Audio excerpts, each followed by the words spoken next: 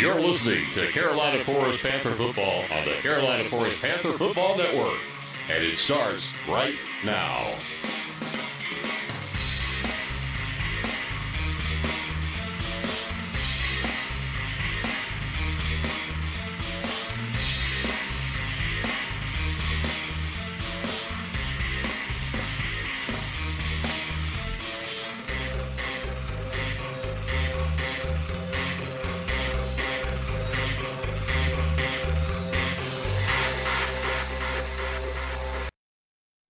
Good evening and welcome to Carolina Forest Panther football here on the Carolina Forest Panther Football Network.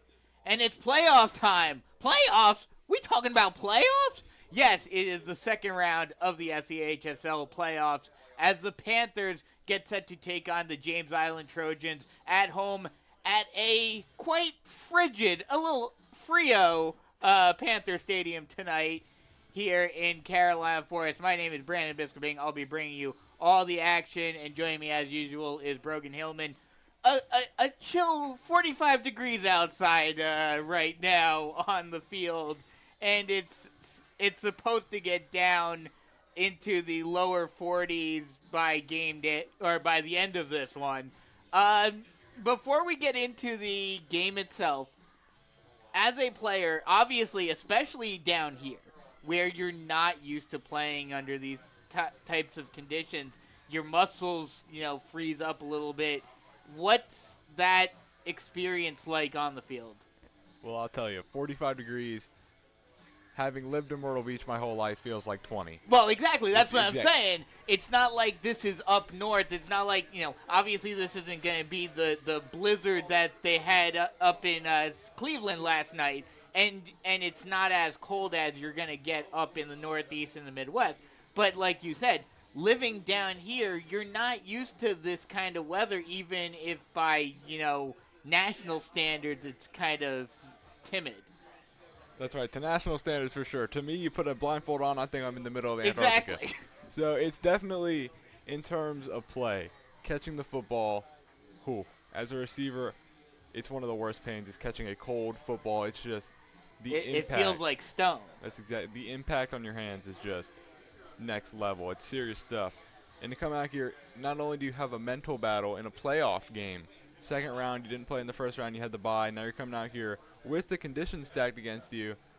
It's just adding on to that excitement, anticipation, and it's not making it any easier on you coming into this second round playoff game tonight. Yeah, like you mentioned, that added bonus of this being a playoff game. You're trying to win. You're trying to win a playoff game for the third straight season, trying to advance into the next round. And this is a matchup. It's a 9-2 James Island team coming up against the 6-3-1 Panthers, and a very interesting note. Well, two interesting notes about this Trojans team.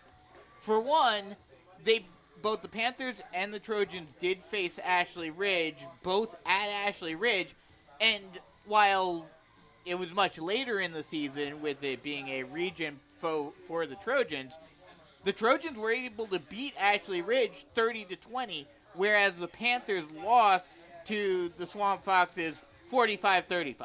So that's an interesting little dynamic there, a little transitive property, if you will, that leads you to be a little concerned tonight, maybe. Yeah, I definitely think anytime you have that common opponent, looking at that score definitely gives you a little bit of an idea, but definitely doesn't tell the whole story. And we know that going into it, this is a much different Carolina Forest team than when we were up in Ashley Ridge non-region play. It's a lot less prepared of a team it was back then. Now they're all strong together. They're flying around. They're playing fit up. I believe they've gotten 3 times better. Yeah. That's exactly right. They've just really come together as a unit since that point. And another thing to note, which is kind of the reverse, the Trojans also played St. James during the non-region schedule. They were able to beat the Sharks 31-0, while the Panthers had that thrashing, that 48-point spread on St. James. So a little counter to the Ashley Ridge game, where the Panthers played St. James a little bit better than James Island did. The big matchup tonight And especially, well, you were mentioning it a little while ago. You mentioned catching the ball. Running the rock in this kind of weather. What is that like, holding on to that brick of a football? It definitely makes a little bit of a profound impact for a running back, especially hitting those holes, those guys coming at you. That impact already, just straight helmet pads right to you, already has a little bit of trippiness. And then, like you mentioned, holding on to the football, it's like you get hit in the hand, you get hit in the arm. That thing, it's like stabbing at you. So it's definitely, again, that mental game comes into play, just knowing you have to be mentally tough. You have to prepare yourself for impact to hold on to this football. It feels like 5 times harder than it would just on a regular, say, September, October game. So heading into December, heading into these playoff games, it's definitely having an impact on the way you hold the football, catch the football, just the game all around on all cylinders. And one other note, final note on the weather, with Jaron Fox in particular, he is a speed and a shifty back. How does the weather, I know obviously the cold makes your muscles, cramp up a little bit. How does that impact those kind of quick juke and quick motions that Jaron Fox is known for? In my mind, it really just limits him for the first couple drives of the game. This first drive, second drive coming out, usually where he's able to get stuff going, chip away, and pull it in the end zone early on and get the lead. You might not have that tonight because all these players are going to be out here. They're going to try to acclimate themselves to the weather. They're going to try to get used to it. They're going to try to settle in those first 2-3 drives. Those could be rough, especially given the weather and knowing that you really have to give it more effort to get loose and warmed up tonight. And the big matchup to keep an eye on for tonight's game is going to be Jaron Fox against this James Island defense, because James Island, their strong suit this season has been their defense. They are averaging only 8.4 points allowed per game in the entire season, and in 7 of their 11 games this season, they've given up a touchdown or less. So who's going to break first? Is it going to be Jaron Fox who's going to be able to find the holes and dominate this strong James Island defense, or is that defense going to slow Fox down and the Panthers are going to have to look elsewhere? You're exactly right. It's going to be a game. Just if he can get going, he can hit those gaps, he can really get turning and warmed up early, be a whole different story. We'll take a quick break for the national anthem and then come right back with some final thoughts and get you ready for the second round matchup between the Panthers and the James Island Trojans. Stay tuned right here. Switching is easy. We do it all the time. We switch on the lights. We switch TV channels. Some of us switch partners while square dancing. Well, that's a stretch. But what's not a stretch is how you can switch and save with State Farm. In fact, State Farm agent Tony McAfee, right here in Carolina Forest, can switch you over so you can start saving today. Tony and his team are ready to welcome you to the State Farm neighborhood. With Tony McAfee, it's easy to switch and save. Just give him a call. When you want the real deal, like a good neighbor, State Farm is there. Jennifer Mullen with Realty One Group Dockside is a 31-year resident with 18 years of experience representing both buyers and sellers. Jennifer has extensive knowledge of the Grand Strand real estate market and especially the Carolina Forest area. If you're ready to kick off your home search, contact Jennifer Mullen at yourcoastalrealtor.com. Again, that's Jennifer Mullen at www.yourcoastalrealtor.com.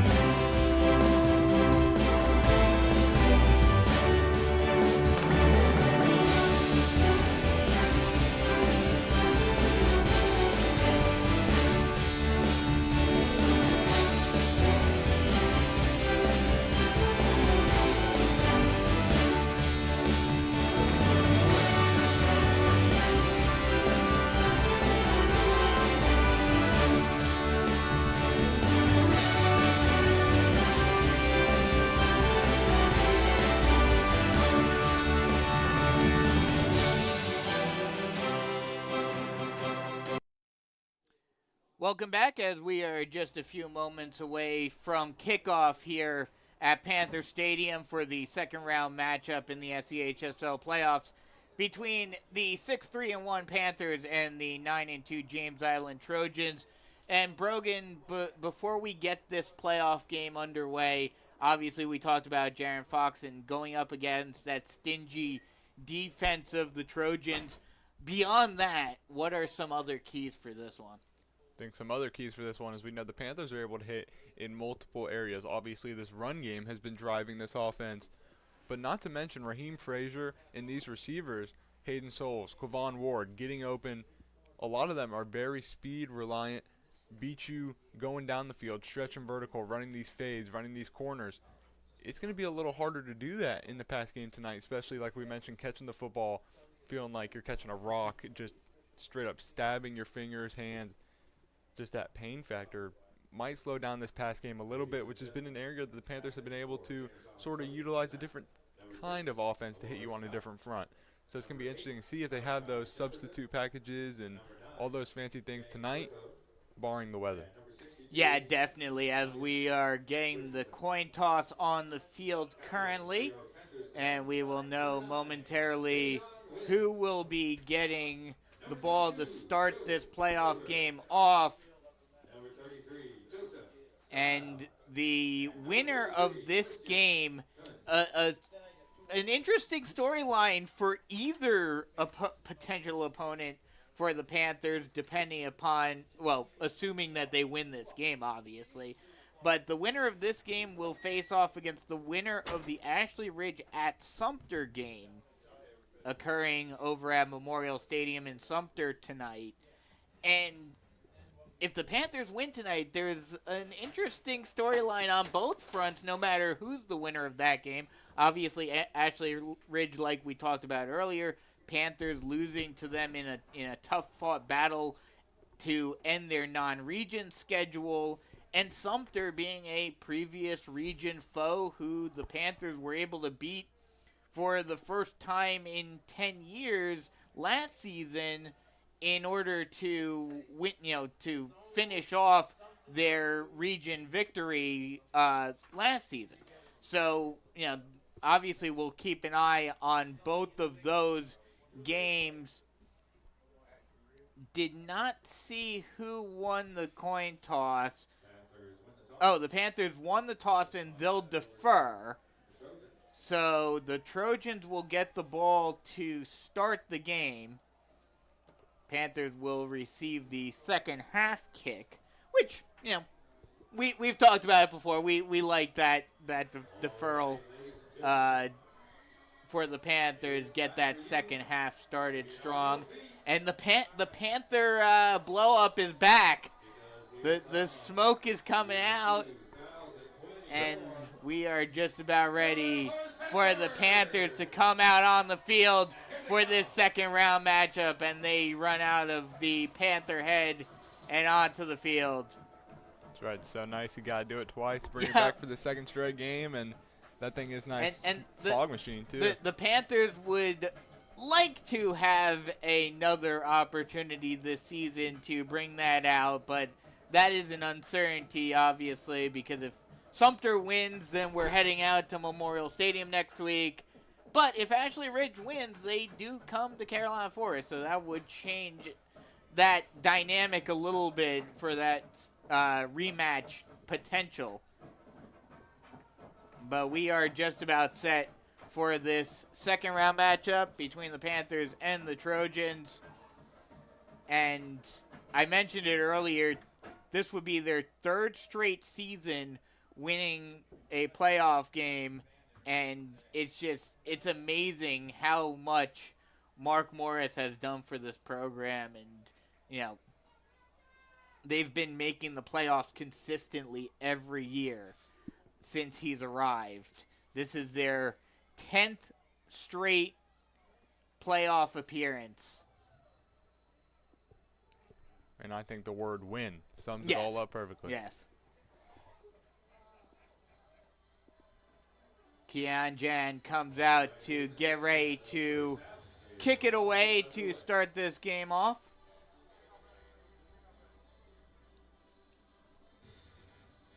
Any final words before we get this one underway? I will say, deferring the ball, especially in these weather conditions, is a big plus for the Panthers because you want to come out here. We mentioned maybe being a little slow to start off some of these drives. Right out of the half, they're coming straight out of the field house. They can warm up a little bit, and they get the ball right there. They can set the tone, strike fast, start off second half, and definitely want to start off with the ball.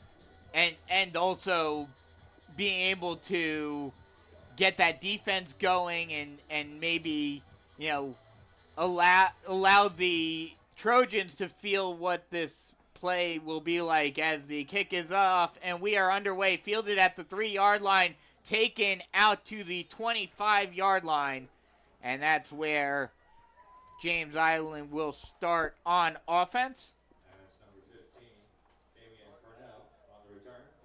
Damian Cornell on the return.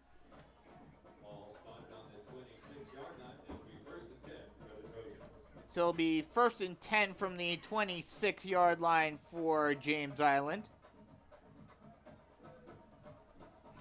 And this defense of the Panthers has stepped up tremendously this season.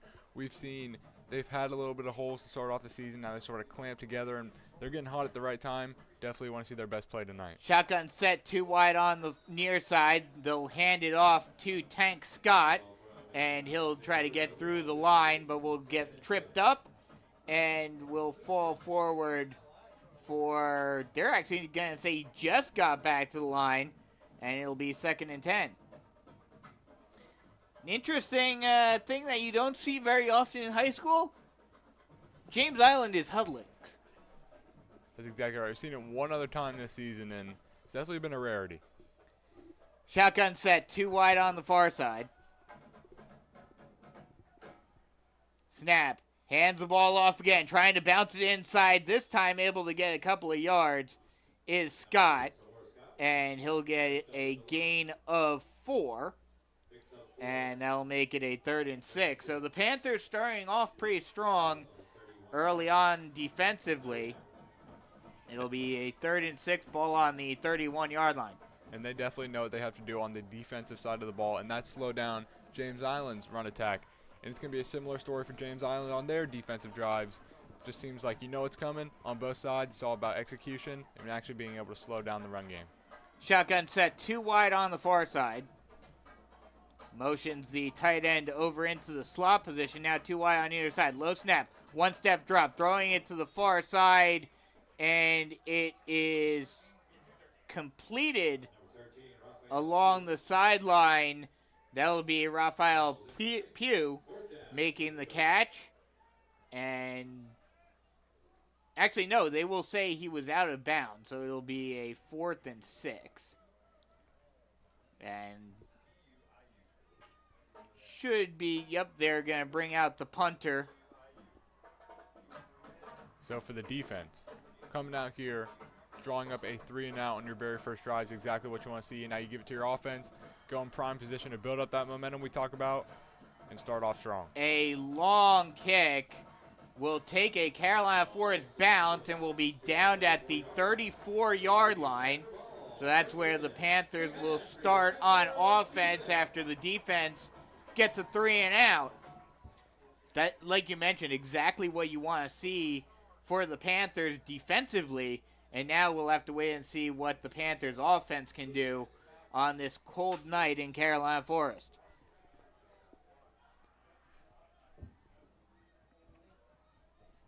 Shotgun set 2 wide on the near side.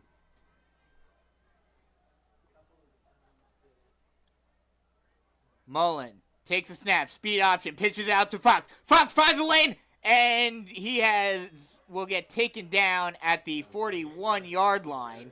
Tried to bounce it around the edge and looked like he might have been able to get away, but there were a couple of Trojans right there to take him down. But it is a gain of 8, so it'll be 2nd and 2. Shotgun set, 2 wide on the near side. Mullen takes a snap, hands it off to Fox. Fox just falls forward, gets tripped up, will get taken down right around the line to gain. They're going to say he's just a few inches short, and it'll be 3rd and inches. And to run the ball, back-to-back plays. We sort of sense it was coming, especially with this offensive branding, and get down here, chip plays, try to get this first down, keep this rock moving. They'll hand it off to Fox again, and this time again he's held up, but he is able to fall forward and just get enough for a Tony McAfee State Farm Carolina Forest first down. So it'll be 1st and 10 ball on the 45-yard line. And like we mentioned with the weather and warming up, to be able to come out here, rush the ball 3 times, trust your running back on that 3 set down, and be able to move the chains is exactly what you want to see come out here on the first offensive drive after forcing that early 3 and out. But even with, you get the first down, I think this is the first game, maybe since the Ashley Ridge game, but certainly since the gauntlet games of Huff and Irmo, that Jaron Fox has been limited on his carry, or on how many yards he was getting on his carries. This time, Mullen keeps it himself, and he will get a gain of 2. And that'll it'll be a gain of 2, so that'll bring up a 2nd and 8.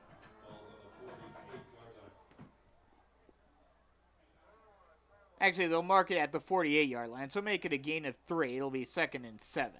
Snap, hands it off to Fox. Fox tries to find a lane, but a phalanx of Trojans are right there to take him down. They'll say he was able to get 2. They'll mark it down right on the Panthers side of the 50, and it'll be a 3rd and 5. And right here, 3rd and 5, 3rd and medium's been the interesting spot for the Panthers all season. We know that early on it's been all rush attack, and then they sort of shift to that offensive air raid on 3rd down. So you got to imagine they have a little bit of complexity here and options on 3rd down. Shotgun set, 1 wide on either side. Play action pass rolling out to his right and throwing it on the run. Completed. Oh, no. It's dropped. Joe Ober trying to hang on to it. And I think that cold weather, that stone effect came into play right there, because Ober, he had a couple of guys around him, but for the most part, he was open. That mixed with the anticipation of footsteps and knowing there's guys around you. It's just definitely a lot that goes into a play such as that, and a big play on 3rd down. And it looks like they're going to go for it at the 50-yard line. It's 4th and 5 from the 50. And some communication errors as a couple of players were looking to come onto the field, and Mark Morris has to call a timeout. Definitely not what you want to see early with the communication, the packages, any personnel such as that. And we mentioned that earlier going into it about how will the weather play into effect with packages, personnel, and everything. We might have seen just a prime example right there early on in the game. Yeah, very well might have, because there were 3 or 4 players that were about to rush onto the field, and no Panthers were preparing to come off. And there was a bit of a panic along the sideline, and you just saw Mark Morris say, okay, we got to call a timeout. So, it's still early, but not exactly what you want to see, having to use a timeout with only 8.5 minutes, with still 8.5 minutes left to go in the first quarter, having to use one of your timeouts already. Definitely want to preserve and those. And now they're going to decide to punt it instead of going for it. Snap. Punt is up. It's a low punt. It will take a bit of a Panther roll and will be downed at the 14-yard line.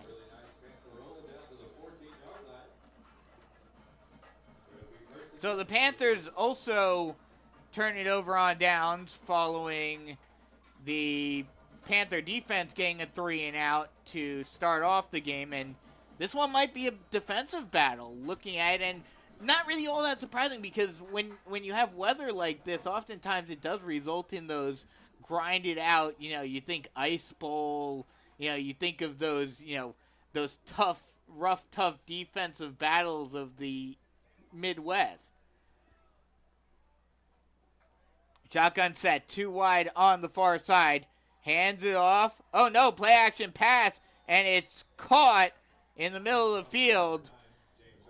James Hurto with the reception on the slant route, and that'll be a first down for James Island. A little trickeration for the Trojans pays off on that first play of their second drive. Yeah, I think just like you mentioned going into it, James Island already a very stout defense, only averaging that 8.4 points per game. So definitely the weather on top of that, sort of making this look like a little bit of a slugfest early on. 1st and 10, ball on the 34-yard line. Shotgun set, 2 wide on the near side. Long look over to the sideline, now gets set. Takes the snap, play action pass. Again, throwing it to the far side, and it is... Oh no, he decides to keep... He decides to keep it himself to Dantzler. He tricked me. He faked the throw. I thought he threw it, but decides to keep it himself. Took it down to the near side and will get ferried out of bounds at the... They're going to mark him out. Oh no, there's a penalty, I believe. So this one may be coming back. And we see early on James Island, that offense going right to play action. And yeah, there's... Oh no, it's a holding on the Panthers, and they're gonna. James Island will decline the penalty. They will mark him out at the 39-yard line. And now some confusion. Oh no, they're gonna call. Okay, yeah, they're gonna call a holding penalty on the. Yeah, they're going to call a holding penalty on the Panthers, and the Trojans will accept it. And so they'll move the ball up to the 44-yard line, and that'll be another 1st down for the Trojans. 1st and 10, ball on the 44-yard line. Shotgun set, 2 wide on the near side. Snap. Pitched it out to the back. Trying to bounce it inside, and will get stood up by a prowl of Panthers at the 49-yard line. Tank Scott on the carry, and that will be a gain of 5. That'll bring up a second, actually make that, gain of 5, so it'll be 2nd and 5. And from this offense right now, we're just seeing a multitude of plays coming out here, different sets coming out, running the ball, passing the ball, running that play action. They're really going in, running a complete balanced offense, start off this game, not sticking to one sort of arsenal of this offense for too long.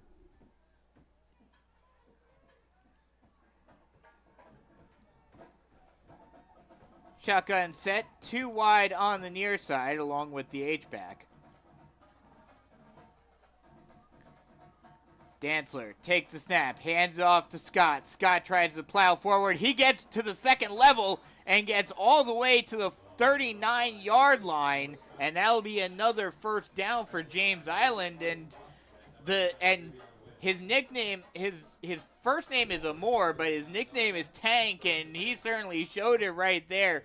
5'8", 200 pounds, and he just used all of that body to plow through the first line of defense for Carolina Forest, and was able to get up to the 2nd level and get a 1st down. And that it's just a great amount of muscle and mass moving right at you, especially with that speed that we're seeing early on, and just being able to make people miss. Is a dangerous type of back, and we see why he's getting fed so much so early on to this contest. And now James Island has to use a timeout early on in this game. So with 6:02 remaining in the 1st quarter, we'll take a quick break with them and come right back. Still scoreless in the 2nd round matchup between the Panthers and James Island here on the Carolina Forest Panther Football Network. Switching is easy. We do it all the time. We switch on the lights. We switch TV channels. Some of us switch partners while square dancing. Well, that's a stretch. But what's not a stretch is how you can switch and save with State Farm. In fact, State Farm agent Tony McAfee, right here in Carolina Forest, can switch you over so you can start saving today. Tony and his team are ready to welcome you to the State Farm neighborhood. With Tony McAfee, it's easy to switch and save. Just give him a call. When you want the real deal, like a good neighbor, State Farm is there. Snap. Speed option. Dantzler keeps himself, now pitches it out to Scott. Scott gets the 1st down and more before getting taken down at the 26-yard line. Big speed option run for Tank Scott again. And this James Island offensive running game is seeming to do what we expected the Panthers and Jaron Fox to do. That's right. This run game is coming out. They're being stout. They're feeding their big guy, feeding their running back, just letting him go to work early, really try to get him warmed up, acclimated, just like we were talking about, and it seems he's doing just that here on their second offensive drive. So it'll be 1st and 10 from the 26-yard line. Shotgun set, 2 wide on the near side.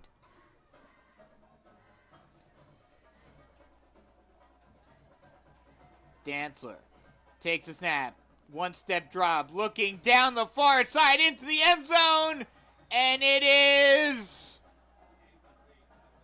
incomplete. They will say he was out of bounds. He made the catch, but he was not able to keep feet in bounds. No, they're moving. Now they're moving up. I think they're going to say he caught this at the 1-yard line right here, not breaking the pylon, but apparently had enough of a statement to make a catch there on the sideline, just going out of the 1. Yeah, I thought he was in the end zone. I'm shocked, but either way, it's another first down, and it's now 1st and goal from the 1 for James Island. And now you'd have to imagine that they're just going to hand it off to Tank, and they do, and he gets into the end zone for the touchdown. So that statement drive right there was just pound the rock to your running back, Tank, run, run, run. And then as soon as you sort of get used to that run, just take you right over the top, down to the 1-yard line, bang, pound it right back in with their big running back and Tank, and they're up on the board early here. Lead and scoring charge 7-0 for the Trojans. And we talked about it with other games, but this offensive prowess by James Island, the Panther offense is really going to need to get going, as Grady Dangerfield, who is going to be a volunteer next year. Not very often you see kickers with Division I commits before the end of the season. He comes in for the extra point, and he knocks it through for the extra point. And with 4:49 left to go in the first quarter, it's 7-0 James Island. We'll take a quick break and come right back with more Carolina Forest Panther football action. Jennifer Mullen with Realty One Group Dockside is a 31-year resident with 18 years of experience representing both buyers and sellers. Jennifer has extensive knowledge of the Grand Strand real estate market and especially the Carolina Forest area. If you're ready to kick off your home search, contact Jennifer Mullen at yourcoastalrealtor.com. Again, that's Jennifer Mullen at www.yourcoastalrealtor.com. Panthers trailing 7-0 early on in this one. 4:49 left to go in the first quarter. But the Panther offense would really love to get something going on this drive, especially after the first drive stalled out, and it didn't seem like Fox was really able to get much of anything going early on. That's right. We see those early handoffs to Fox. You let him get the 1, 2, 3 punch to start off the game. Gets the first down, and then from there just sort of stalled out like you mentioned. Definitely want to see your best offensive drive put together. You want to respond early, and you do not want them to build up that momentum and get in their head that they're taking control of this one early. Kickoff is up, and that will be launched all the way into the back of the end zone. Like I mentioned, Grady Dangerfield is already committed to be a volunteer next year. A Division I level kicker. I don't think we've ever seen that anywhere. I've never seen it in my years calling Carolina Forest football. I've seen a few guys getting offers, but nothing of that caliber. And you see why. He just booted that one through the back of the end zone there. So the Panthers will start this next drive at the 20.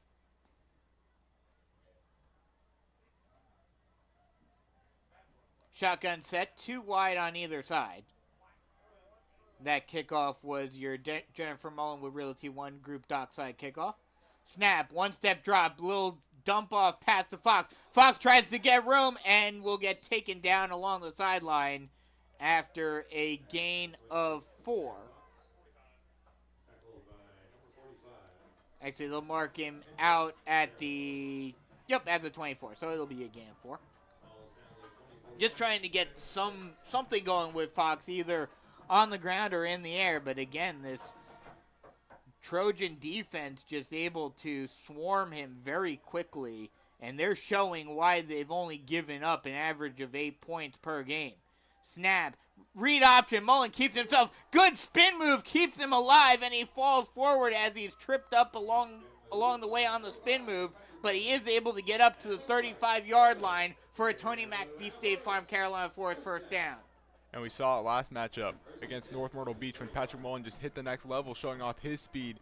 He has been a threat with his legs as of recent. The whole stadium knows here Jaron Fox is the guy to watch on this drive, so Patrick Mullen keeps it himself and shows, hey, I can get stuff done with my legs as well, really stretching that offense. Shotgun set, 2 wide on the far side.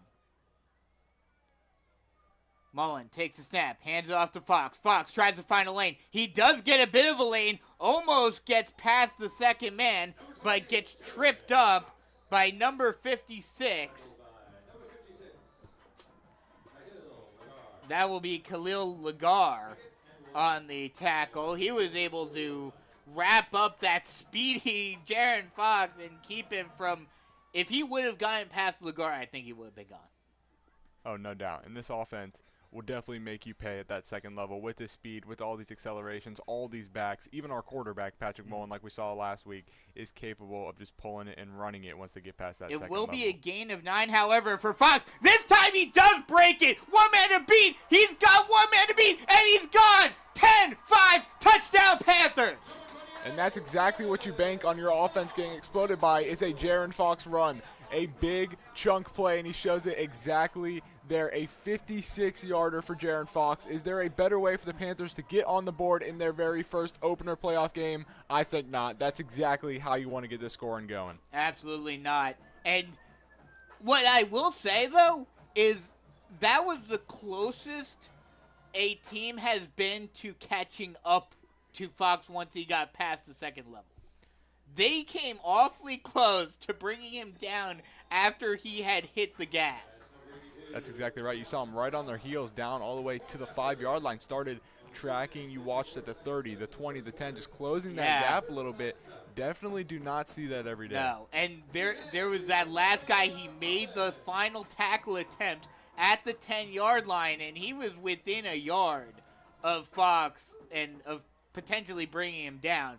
But either way, the Panthers do get on the board with the touchdown. Keon Jan hits the extra point, and with 2:54 left to go in the first quarter, we are all tied up once again at 7. Switching is easy. We do it all the time. We switch on the lights. We switch TV channels. Some of us switch partners while square dancing. Well, that's a stretch. But what's not a stretch is how you can switch and save with State Farm. In fact, State Farm agent Tony McAfee, right here in Carolina Forest, can switch you over so you can start saving today. Tony and his team are ready to welcome you to the State Farm neighborhood. With Tony McAfee, it's easy to switch and save. Just give him a call. When you want the real deal, like a good neighbor, State Farm is there.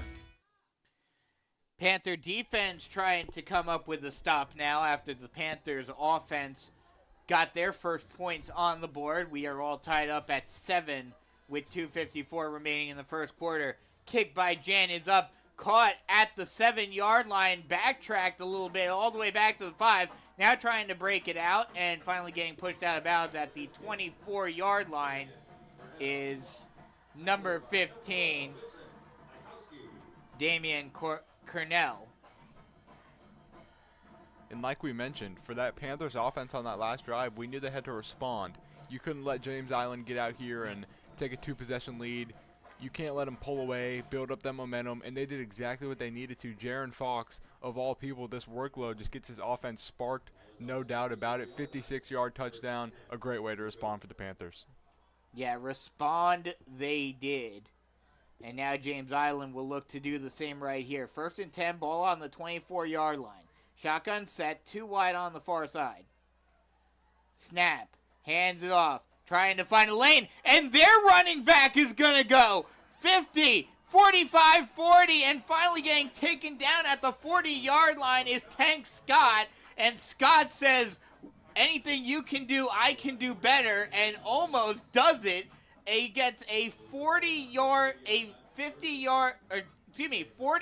run all the way down to the 40-yard line of Carolina Forest. And I think it's making itself pretty evident throughout this first quarter what the name of the game is going to be tonight, and that's just this rushing attack versus your rush defense. They're both going to do it. They're both going to fit up, and they're just going to say whoever has the better execution, the better rush game, is going to come out ultimately on top of this matchup. Especially like we talked about with the weather. The running game is going to be crucial in this game. Play action pass, though, and this time the Panthers come up with a sack. A huge play off the edge there. Get the pressure back there, come up with a huge sack, and draw him back 2nd and long. A huge sack right there will be a 5-yard loss for James Island. And that'll bring up a 2nd and 15. That was Quillen Johnson on the sack coming off of the edge. Shotgun set, 3 wide on the far side. Snap, throwing it again, pressure again coming up, and now stepping up into the pocket and having to run it himself and getting ferried out of bounds is Dantzler. And he'll get pushed out of bounds at the 36-yard line, so he gets all of that back and then some on the 9-yard carry, and it'll be a 3rd and 6 now for James Island. And now it's another interesting spot for this defense. Talk about bend, don't break. They're sort of pushing into territory at the 36-yard line. You want to come up and make a big stop on 3rd down, and just don't let them respond to your response. Shotgun set, 3 wide on the far side. Dantzler takes the snap, 3-step drops, has to step up into the pocket, and this time he gets pulled down from behind, but he does get a throw off. It's going to be caught. Wow, what a catch by Drake Robertson. As Dantzler was falling down, he just flips it out, and Robertson was right there to be able to make the catch and get James Island a 1st down. That's exactly right. He had a defensive end dragged all over his heels. He gets it out, a little push pass, and then his receiver sliding, knees already on the ground, comes up with a reception just out of the reach to be able to move those chains 1st down, and just a great way to keep that drive extended. 1st and 10, ball on the 24-yard line. Motion, hands it off to Scott. Scott tries to bounce it around the edge, but he'll get taken down from behind. A great tackle by the Panthers. That'll be Darius Huggins on the tackle, and he did a good job of containing Scott and being able to wrap him up from behind by the legs.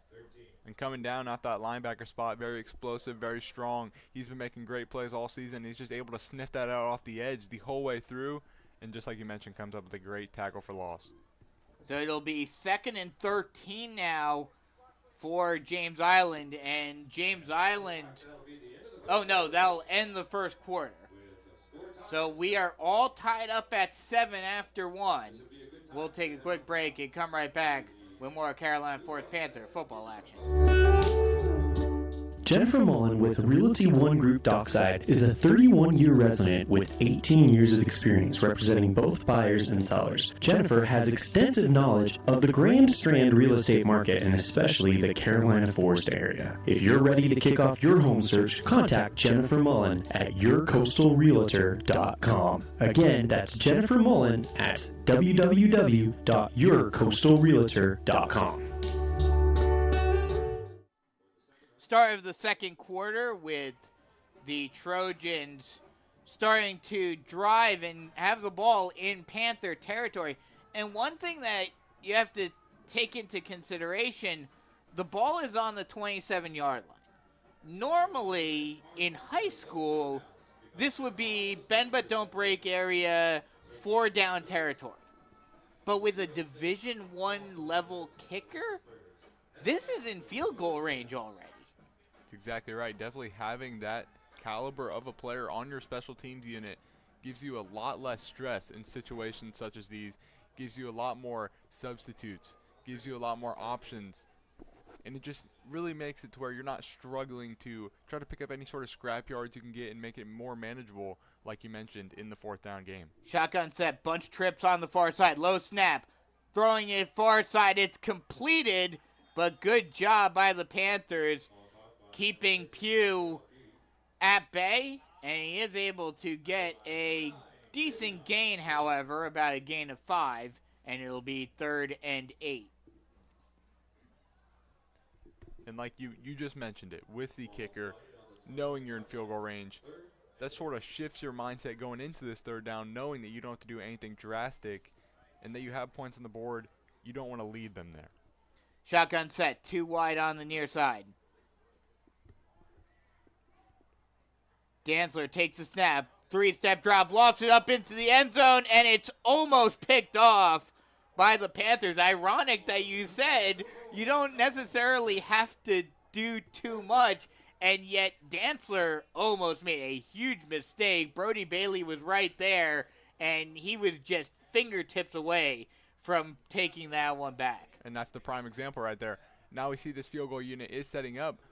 But going back to that, if that ball's picked off right there, those points are off the board. Like we just mentioned, you leave 3 there, they could take this lead. In a game, it's looking to match up to be a shootout. Any point is a good point, and you almost left them on the board here. And this field goal is still not certain. Dangerfield with the 38-yard attempt. Snap, hold, kick is up, and good. And Grady Dangerfield puts it through the uprights for 3. And with 11:11 remaining in the first half, it is 10-7, Trojans in the lead. And on a defensive level, especially in high school, how much does that impact your mentality of not being able to say, oh, okay, we're at the 30-yard line. We're at our own 30-yard line. But if we bend but don't break, we still might limit them to 0 points. I think it's a little discouraging knowing that you got the stop, you didn't break, you did what you needed to, fit it up in a tight area, the red zone, just outside the red zone, and they're still coming away with these points on the board. It's just discouraging knowing that you want to do whatever you can to put your offense in the best Especially spot. because you're not used to it. Like, yeah, okay, in college or in the NFL, once you get to the 30-yard line, it's field goal range. It's a shock. It's a weird adjustment for sure. So the Panthers more than likely will take over at the 20-yard line because I have a feeling that Dangerfield will just boot this out of the end zone. You have an idea to where this ball is going. The kick is up, and yeah, he's going to launch it. It's going to land right on the end line, and that will be a touchback, and the Panthers will take over at the 20-yard line. And yeah, he's going to make Charles McCray walk 15 yards onto the track to get that ball.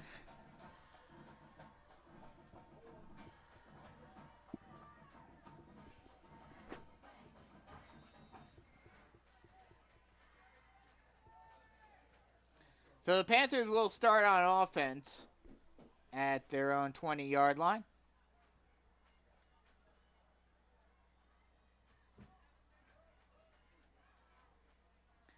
Shotgun set. 1 wide on either side. Snap. Hands off to Fox. Fox finds the lane. But gets pulled down from behind. Dalton Woodall using his power to... It looked like if this was back in the day, it would have been one of those rip-away jersey moments where he just grabbed Fox by the jersey and said, no, you are not going anywhere else. The 6'4", 300-pound senior says you are not getting any more yards, but Fox is able to get 9, and it's a 2nd and 1. And that is a commanding size for a high school D lineman. Yeah. Snap. Throws it to the far side. High throw is caught along the sideline and ferried out of bounds is Frazier. And that'll be enough for a Tony McAfee State Farm Carolina Forest first down. And right there, just showing the ability, knowing that this run game's been so effective, also to not be scared in this weather to go right to the pass game as well. Shotgun set, 1 wide on either side. This time Fox finds the lane. He's got 1 man to beat, and he's gone. Still 1 man to beat, though he finally gets taken down at the 23-yard line. And again, I thought he was gone, and then suddenly out of nowhere, a Trojan defender comes up and is able to take him down. But it is enough for another Tony McAfee State Farm Carolina Forest first down. This time, hands it off again to Fox. This time, not able to find much of anywhere to go, and he falls forward for a gain of 3. So quickly, you get the ball in his hands, you let him go to work. He's had these big chunk plays, which we've seen all throughout these region play games, all throughout these big matchups. Just letting him run crazy, get this running game going, and they're starting to find that rhythm here in the second quarter. Hands off to Fox again, and this time he is laid out. Big hit by Luke Thomas on Fox, and he's only able to get back to the line. Actually, that was Christopher Livingston on the carry that time, and he is actually able to get 1 yard. He gets up to the 20, and it'll be a 3rd and 6. Shotgun set, 1 wide on either side. Mullen takes the snap, speed option. Mullen looking, and he decides to keep it himself. That was perfectly defended by James Island. They had both Mullen and Fox covered perfectly, and they take Mullen down for a loss of 4,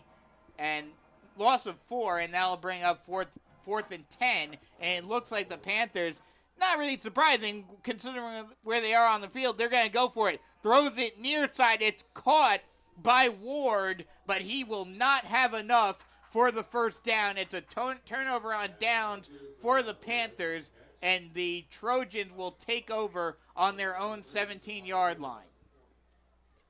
So right here we're going to see you just don't get the response you need. You're driving. You drive down thanks to Jaron Fox, these chunk plays, this big run here, this little pickup here, and then you get to 4th down.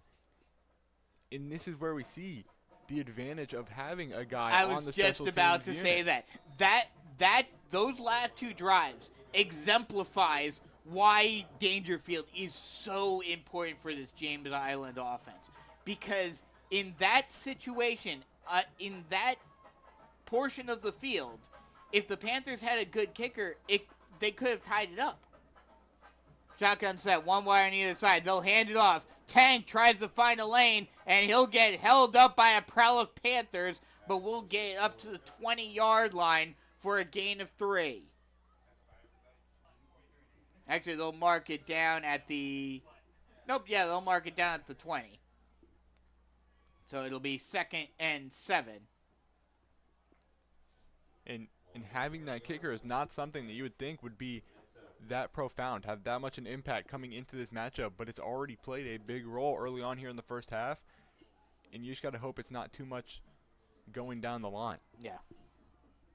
Shotgun set, 2 wide on the far side. Low snap, speed option, pitches it out to Scott. Scott tries to get around the corner, but is held up by a prowl of Panthers, and he will lose a yard, and that'll bring up the 3rd and 8. And here is a big opportunity for this Panthers defense to get the Trojans off the field. You just turned it over on downs while driving down. You do not want them to go up 2 scores in their home stadium. We know that you do not want them to have any sort of momentum built here, any capitalization off that turnover. You get them off the field, you get the ball right back to your offense, and you make it as easy and seamless as possible.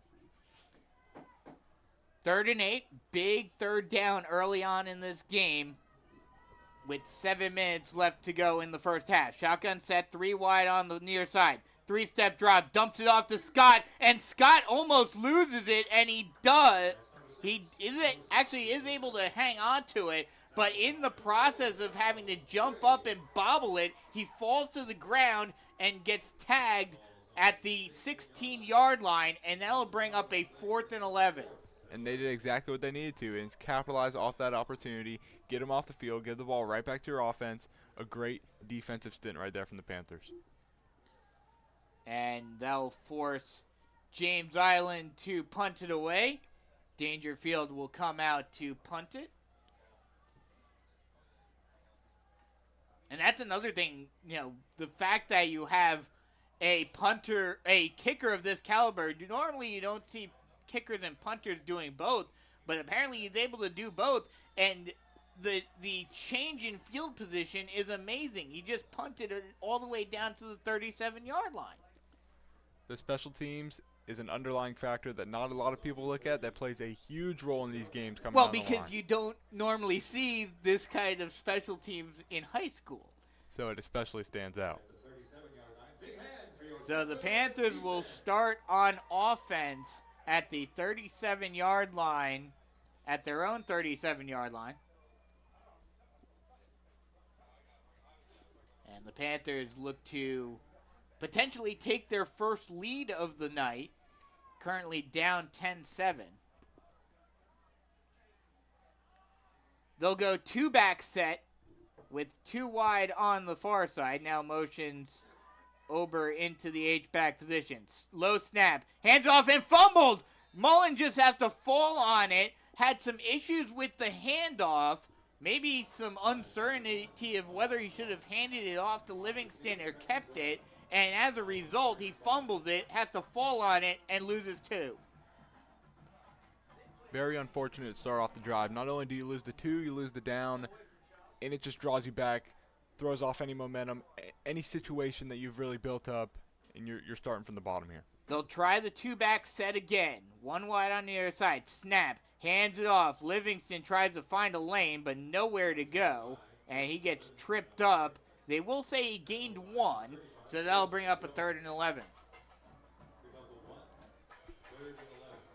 And with these third down situations, especially as of during region play and as of recent, we've seen them go to the air, more air raid here on this third down. You got to imagine 3rd and 11, they're going right back to that maybe a reliable guy in Hayden Souls. You got Quavon Ward, a lot of targets here on 3rd down.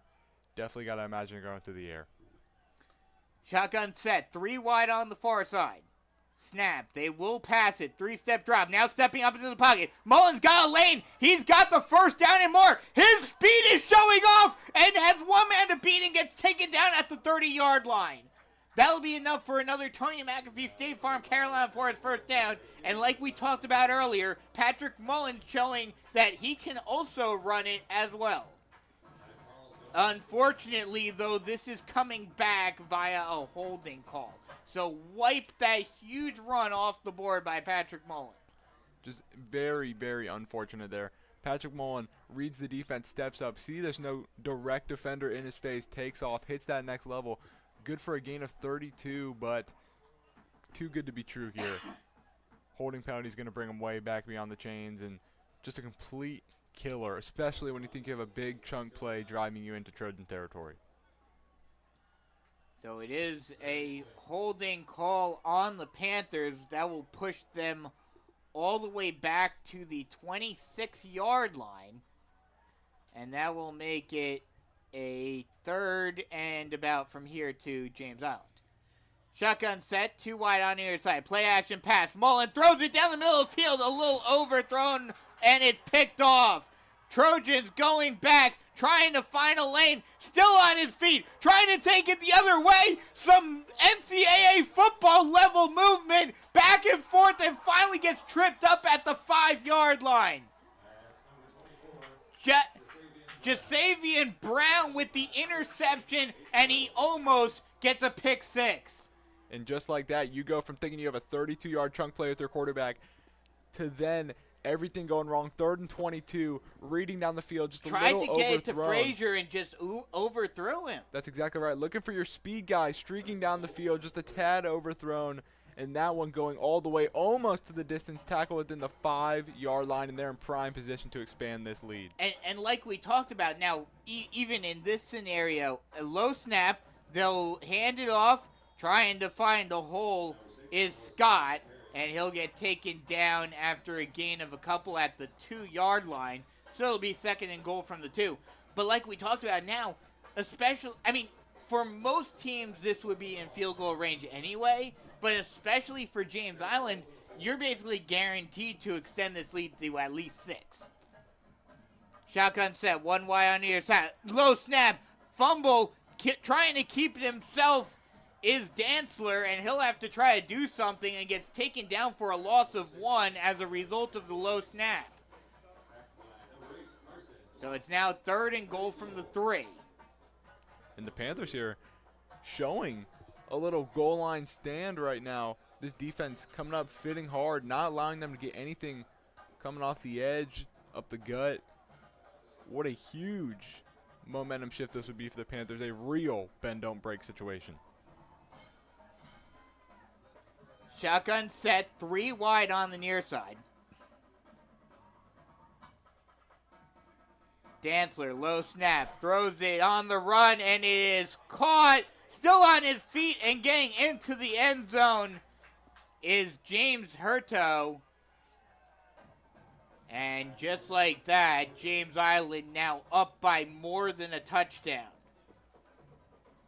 It's now a 2-possession game.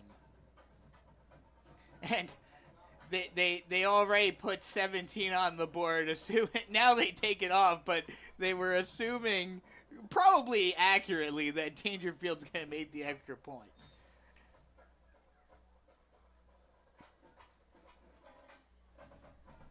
Dangerfield coming out for the extra point.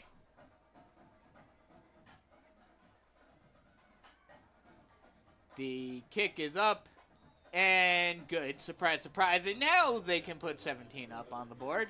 With 2:58 left to go in the first half, it is 17-7.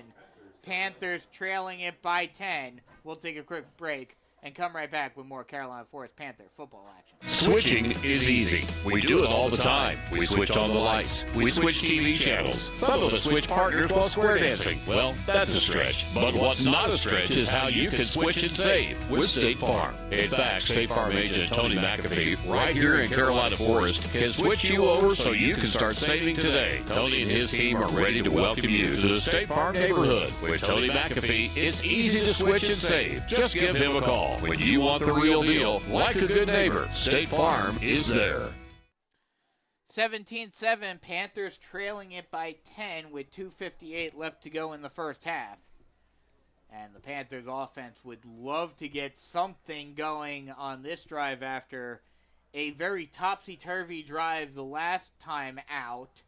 Looking like they got a first down on a Patrick Mullen scramble, and then it getting negated by a holding penalty, and then on the subsequent play, Mullen throws an interception that almost went for a pick six. We want to talk about the weather. Not exactly a direct correlation, but we come out talking about these first couple drives, just getting acclimated. We could see a little bit of this. This offense is very shaky to come out and start off here, and we might see exactly why. And this one actually doesn't go into the end zone. It's fielded at the 5-yard line and taken out to a little bit past the 20. That was your Jennifer Mullen with Realty One Group dockside kickoff. And they're going to mark the return man out of bounds right at the 20, actually. Or make that the 21-yard line. And that's where the Panthers will start on offense.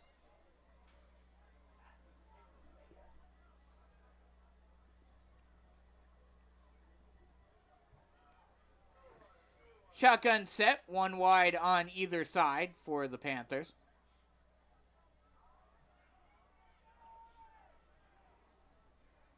Mullen takes the snap, hands it off to Fox. Fox finds the lane. He'll get the first down and a tiny bit more before he's taken down by a couple of Trojans. And that'll be a Tony McAfee State Farm Carolina Forest first down. And we see they know exactly what they want to do, and that's get their big running back, their big playmaker, Jaron Fox, involved. And he has not been inefficient throughout this matchup. Obviously, the 56-yard touchdown, and he's had a few chunk runs there. It's just about doing it consistently and getting it going now. Snap. They'll decide to pass it this time, and it is completed to Ward. And he'll get taken down at the 43-yard line for a gain of 8. This is a big, big drive for the Panthers offense. You find yourself in a 10-point deficit nearing the half. You have to respond here. Barring you also deferred, you get the ball to start the second half. Snap, hands it off to Fox, and he'll get another first down before getting wrapped up by Hendricks Baran from behind, and he uses his power to keep him from breaking another tackle. That's another Tony McAfee State Farm Carolina Forest first down ball at the 50-yard line. Shotgun set, one wide on either side. Snap, hands it off to Fox. Fox finds the lane. He's got one man to get through, and he is not able to get through. Another big tackle, this time by Khalil Ligari, getting the tackle this time around, and another Tony McAfee State Farm Carolina Forest first down. This reminds me of the Myrtle Beach game, where it just feels like you're inching and inching and inching you're inches away from him breaking a big one. That's right. As the Panthers, I believe, took a timeout with 1:40 left to go in the half. And I definitely got to agree with you. It's playing out very, very similar to where he's getting these chunk runs. He's getting these 10, 11, 12, first down, moving the chains, but he's not exactly breaking that second level like you just mentioned. And what did he do in that game? He broke the second level about 3 or 4 times late into the second half. So Jaron Fox, if he continues that type of performance, he puts a similar display on. Really sort of a promising trend there just to keep track of. Shotgun set, 2 wide on the far side. They'll hand it off to Fox. Fox, this time, the Trojan defense is able to get into the backfield. Malachi Jefferson, who has a Charlotte offer, he was able to get into the backfield. He wasn't able to get the tackle, but he basically held up Fox to wait for a couple of other Trojans to get to him and force the loss of 1. This defense playing very stout, and they know exactly where they're trying to go. Fit up, and they just do not want Jaron Fox to touch this rock. Shotgun set, 2 wide on the far side. Play action pass, lofted it up, and well over the head of River Thane. Incomplete, and that'll bring up a 3rd and 11.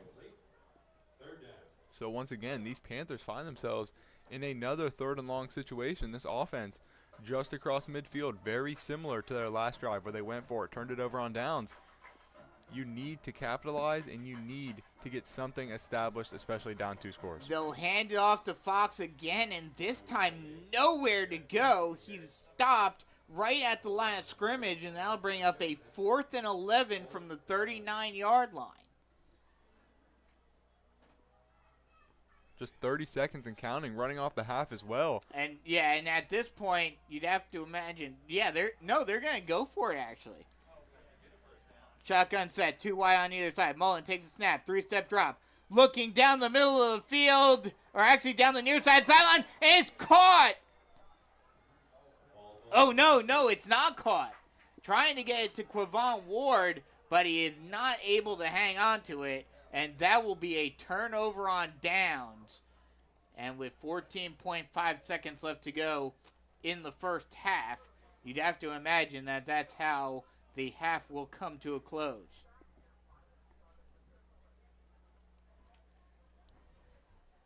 And for Carolina Forest, therefore on these last 2 offensive drives, you've gotten past midfield, you've had some chunk plays, you've had some nice runs with Jaron Fox. You just haven't been able to capitalize, and you find yourself in a 10-point hole heading into half, hopefully a 10-point hole holding into half. They may be going for a big play. Empty backfield, 5 wide, 3 wide on the near side, 2 on the far side. They'll throw it, and it is incomplete. Little under 9 seconds here for the Trojans to try to work something downfield. Gotta imagine they're just going to keep this one at bay and hopefully send it to the half. Well, what they're trying to do now with 8.8 seconds left to go, probably don't have enough time, but they're trying to get into field goal range for Dangerfield. That's exactly right. You got that. We've already alluded to him in that special teams unit, and that's just another element that they can really kick you on. They're going empty backfield again. 3 wide on the far side. 3-step drop. Pressure comes. They'll loft it up, and it's well overthrown. Trying to get it to Pugh again. And with 1.8 seconds left to go, now you don't even have time to get a playoff and get a timeout. So this will definitely be the last play of the half.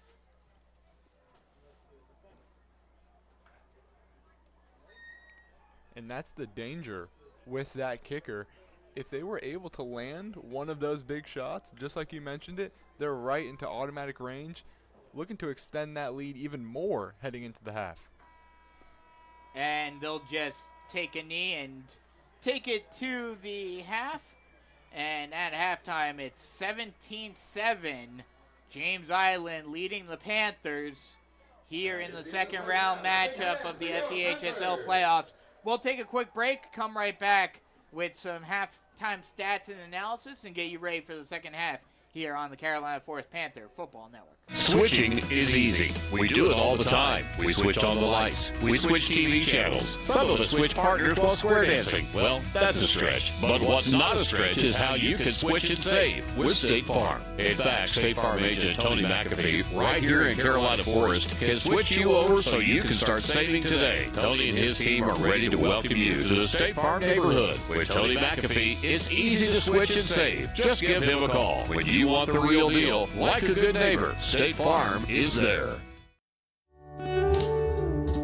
Jennifer Mullen with Realty One Group Dockside is a 31-year resident with 18 years of experience representing both buyers and sellers. Jennifer has extensive knowledge of the Grand Strand real estate market and especially the Carolina Forest area. If you're ready to kick off your home search, contact Jennifer Mullen at yourcoastalrealtor.com. Again, that's Jennifer Mullen at www.yourcoastalrealtor.com.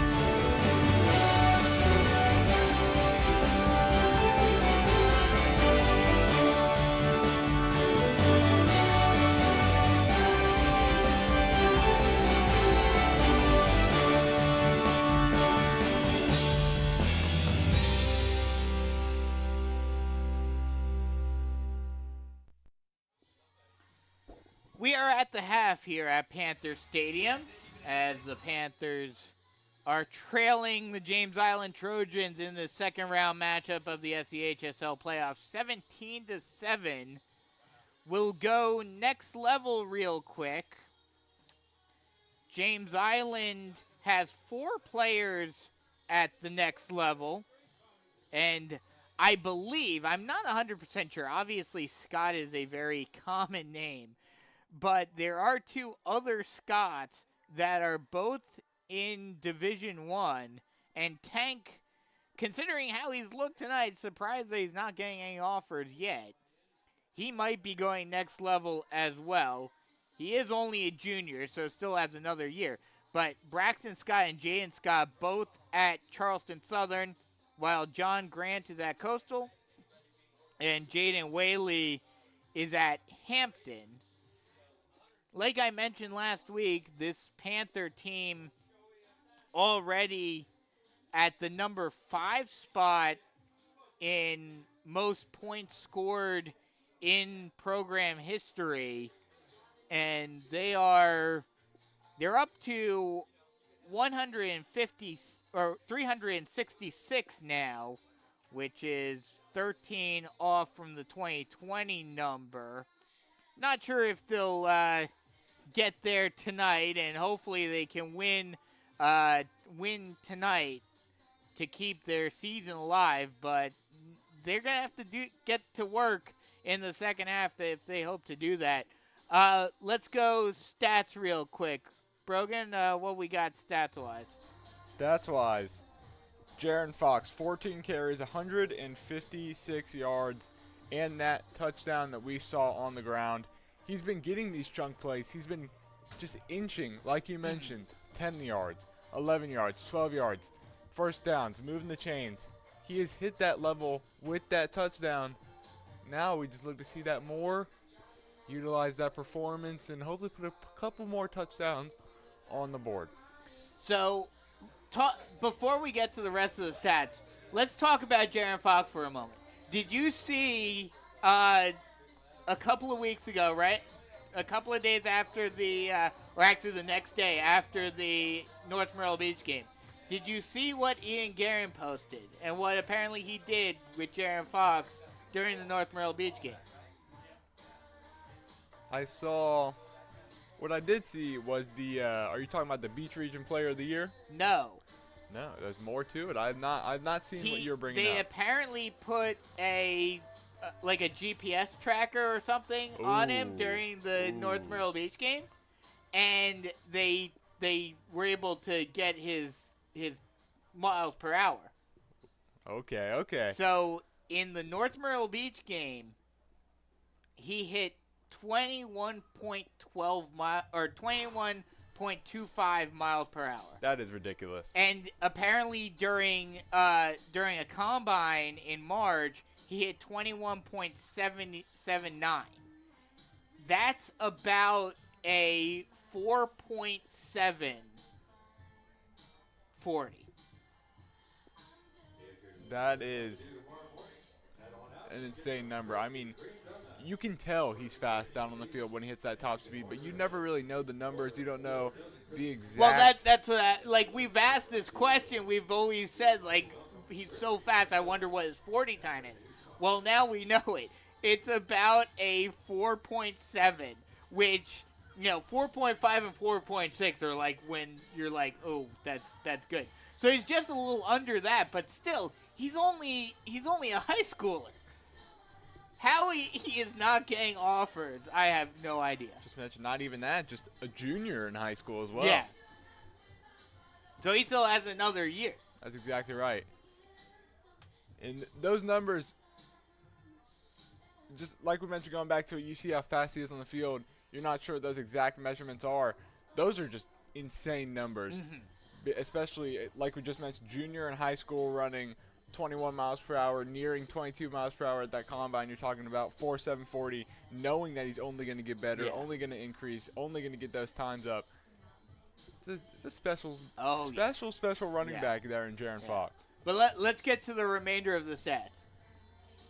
Some remainder of the stats, we have Patrick Mullen through the air. He's thrown 6 pass attempts through the first half, which haven't seen it much in region play because, they've been up so much. They haven't needed to. Exactly. They haven't needed to stretch the field vertically, but tonight have thrown the ball 6 times through the air. 3 of them completed for a 50% completion percentage rate and 37 pass yards. 15 of those going to Quavon Ward nearing the end of the half. Unfortunately, the one interception as well. That's exactly right. The one interception that returned all the way inside the 5-yard line, setting up for James Island to extend that lead, and definitely need a big response here coming out to start off the second half. And then obviously the one run that was called back was disappointing. Before we talk about get ready for the second half, I just have to mention, obviously you guys can't see it, but Grady Dangerfield is out there kicking from the 32-yard line. And he just launched it through the uprights with room to spare. Yeah, that's insane. Kicking from the 32. From the 32-yard line. That is a 42-yard field goal. And now he just moved it back. It's now the 43. 43-yard field goal. And that is I mean, considering it's a 5-yard snap, so it's from like the 27 in terms of where the ball would be. So it's not quite NFL range, but it's definitely up there. It's definitely impressive, and you can definitely tell why. Just watching him go through his set, watching him kick the ball, watching him do all these things, why he's committed to UTK, going to be a volunteer next year, why he has all this interest, all these offers. Just looks like a special type of kicker out there. I've not seen anything like that at this high school level at all. Neither have I. But, yeah, so looking forward to the second half. First off, especially you knowing how he is in the locker room, what is Mark Morris telling the team right now? I was just thinking to myself, I'm glad I'm not in that locker room right now. I'm glad I'm not having to go through what those guys are going through right now in that halftime speech. Just knowing that you are the better team, knowing that you should be out here on top, you should control this game, you should have this game run through you, and right now it's not going that way. James Island's fitting up. They're taking control of this game. They have a 10-score lead at the half. We know that they've been doing their part. CF has not been responding. They have not been capitalizing. They've been giving too many errors. They've been handing this game to James Island. It's not a pretty talk. It's all about getting back to where you need to be, knowing what you need to do, and knowing that you need to be the one in control of this game and not letting the Trojans take the lead. It's going to be about coming out hot, striking, and retaking what you rightfully know is yours, and that's the game. And so what do the Panthers need to do in order to make that a reality? I think in order to do that, you got to slow down that James Island offense. The talk was the defense heading into this game, and for James Island, that's still the talk. Jaron Fox, obviously, this offense has been a little limited for the Panthers. James Island, they've been limiting that offense and also striking, doing their part, adding on, extending that lead to 10 points heading into the half, doing what they need to do, capitalizing. That's what the Panthers need to do, is capitalize. When you have an opportunity, take full advantage of it. You cannot leave any points on this board. You cannot let this game get away. You have to stay on top of it. You have to do what you need to do, whether that's run the ball, pass the ball, whatever that is, and capitalize, get the score even, run this game, steal the momentum, and do what you need to do to close this one out. Yeah, and I mean, we talked about it during the end of the first half, but and we saw it during the Myrtle Beach game.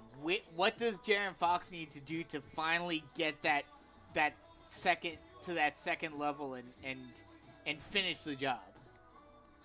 I think right now what he needs to do is just rely in his O-line, be patient, just go through his read, go through the rushes, everything. Once you hit that level, just equipping that 21 mile per hour, 22 nearing mile per hour speed, and just trusting yourself as a back, take off, hit that level. He knows it. Everyone knows it. He is very capable of coming out here in the second half, dropping 300 yards and 3 touchdowns on a couple handoffs. So for him to just get past a little bit of a mental block he might have going on in his mind right now, leave it all on the field, knowing this could be the final game of the season if this offense doesn't turn up anytime soon, and just getting through that, capitalizing, breaking these big runs, scoring, hopefully taking the lead and taking this one to the locker room. So, obviously the Panthers need to win this game first. But an upset and a rematch either way might be in the making right now. I think, you're looking at it right now. Go ahead and tell them what the score in the Ashley Ridge and Sumter game is. Ashley Ridge currently has a 14-7 lead in the second quarter over Sumter, who obviously is that 2 seed there. Ashley Ridge, the 7 seed, a little bit of a 7-point lead up at half. Well, nearing half, not even half yet, second quarter. You know what's crazy about that? Now, obviously, both teams would prefer if the scores didn't stay where they are right now. But we are looking at potentially 2 upsets tonight. Both the 2 and 3 seed going down in the second round. And right as we're talking about it, the score refreshes, tying it up, even at 14-14. So that's something we're definitely going to have to keep an eye on. Obviously for either team, but especially for the Panthers if they are to be able to win this game.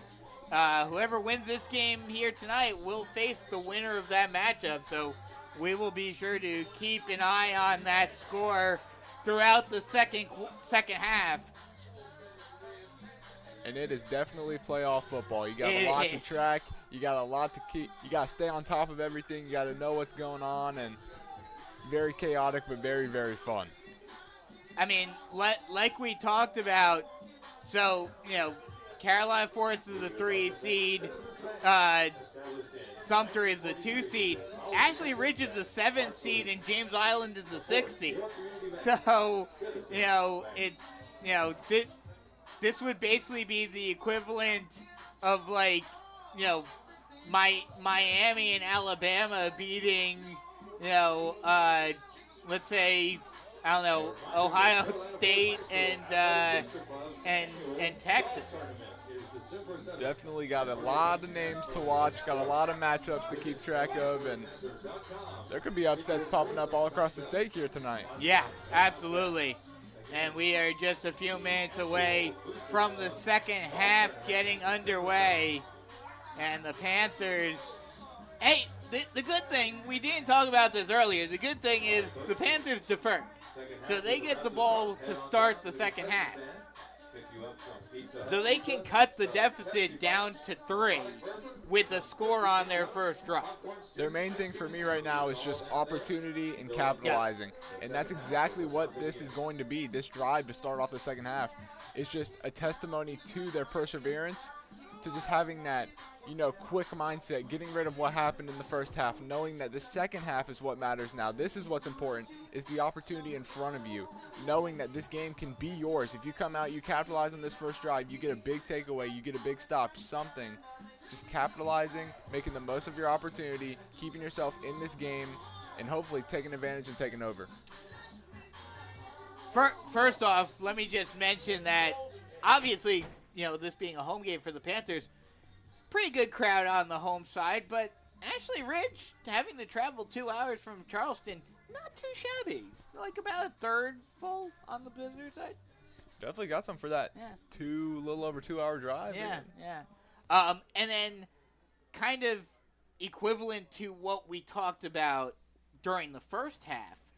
Yes, obviously you've gotten things going. You've had a whole half under your belt. But having to go into the locker room, having that break, in this kind of weather, does that do anything to you physically where you basically have to ramp yourself back up? And are we basically going to have a do-over of the beginning of the first half where both teams have to kind of get warmed up? I would say you definitely have to get yourself warmed up again, but it's not in the same sense. Mm-hmm. It's sort of like you've been there, done that in the first half, and you still got to get yourself up a little bit, but it's like, all right, we played a whole half of football. I'm feeling definitely a little better than I did heading into the matchup completely, but there's still a little bit of, all right, I'm a little cold here sitting in the locker room, sitting in the field house, not moving. Let's get back out there and play some football. And considering this is the South and they're not used to this kind of weather, I'm assuming that there's no heating in the locker room. Exactly. Definitely plays a part. A lot of things just flying under the radar that can make a big difference here tonight. And they have already early on in the first half. As we are just moments away from the start of the second half, Dangerfield getting ready to boot it away to the Panthers.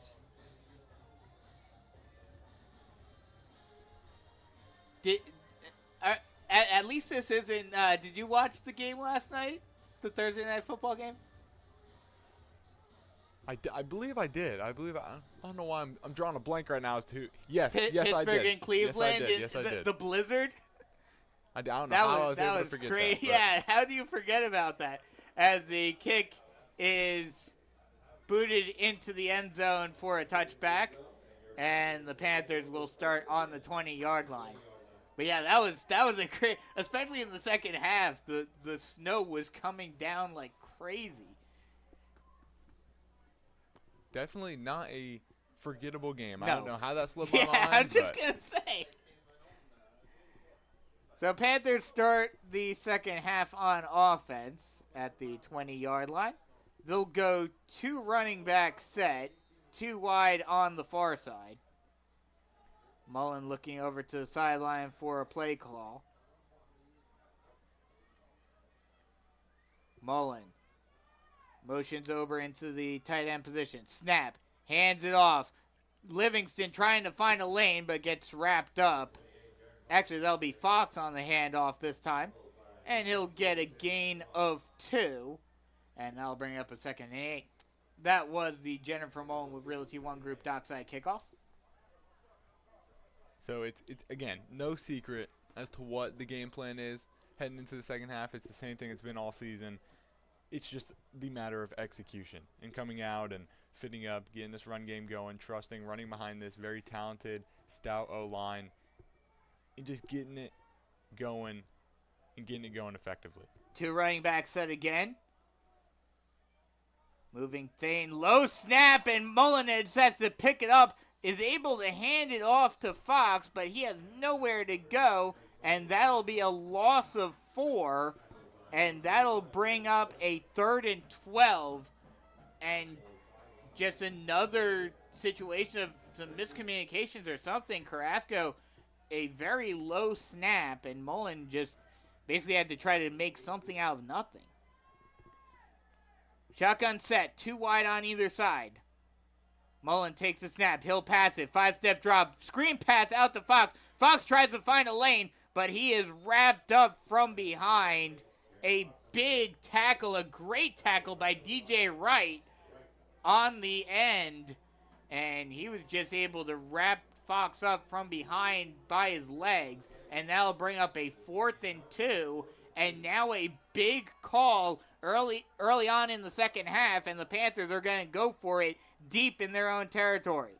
Mullen takes a snap. Oh, no. They're actually going to change their mind at the last minute and call for the punt.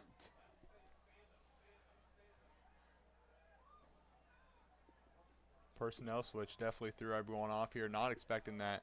Just a little substitution and boot this punt deep, try to back up these Trojans. Yeah, the Trojans didn't even try to substitute themselves, and so Fisher will just be able to boot it over everyone's head, and it will be downed at the 42-yard line. Make that the 43-yard line. And that's where James Island will start on offense for their first drive of the second half. And not what you want to see if you're a Panther fan, if you're trying to get back into this game, going 3 and out on the first drive. And not just 3 and out, but 2 of the 3 plays going backwards. Definitely not. We talked about how you need to capitalize and execute on your opportunities. They were just unable to there. And these could draw up. We're already seeing it start to draw up costly down the line, and you need to execute way sooner than later, and they're just not getting anything going here. They'll hand it off.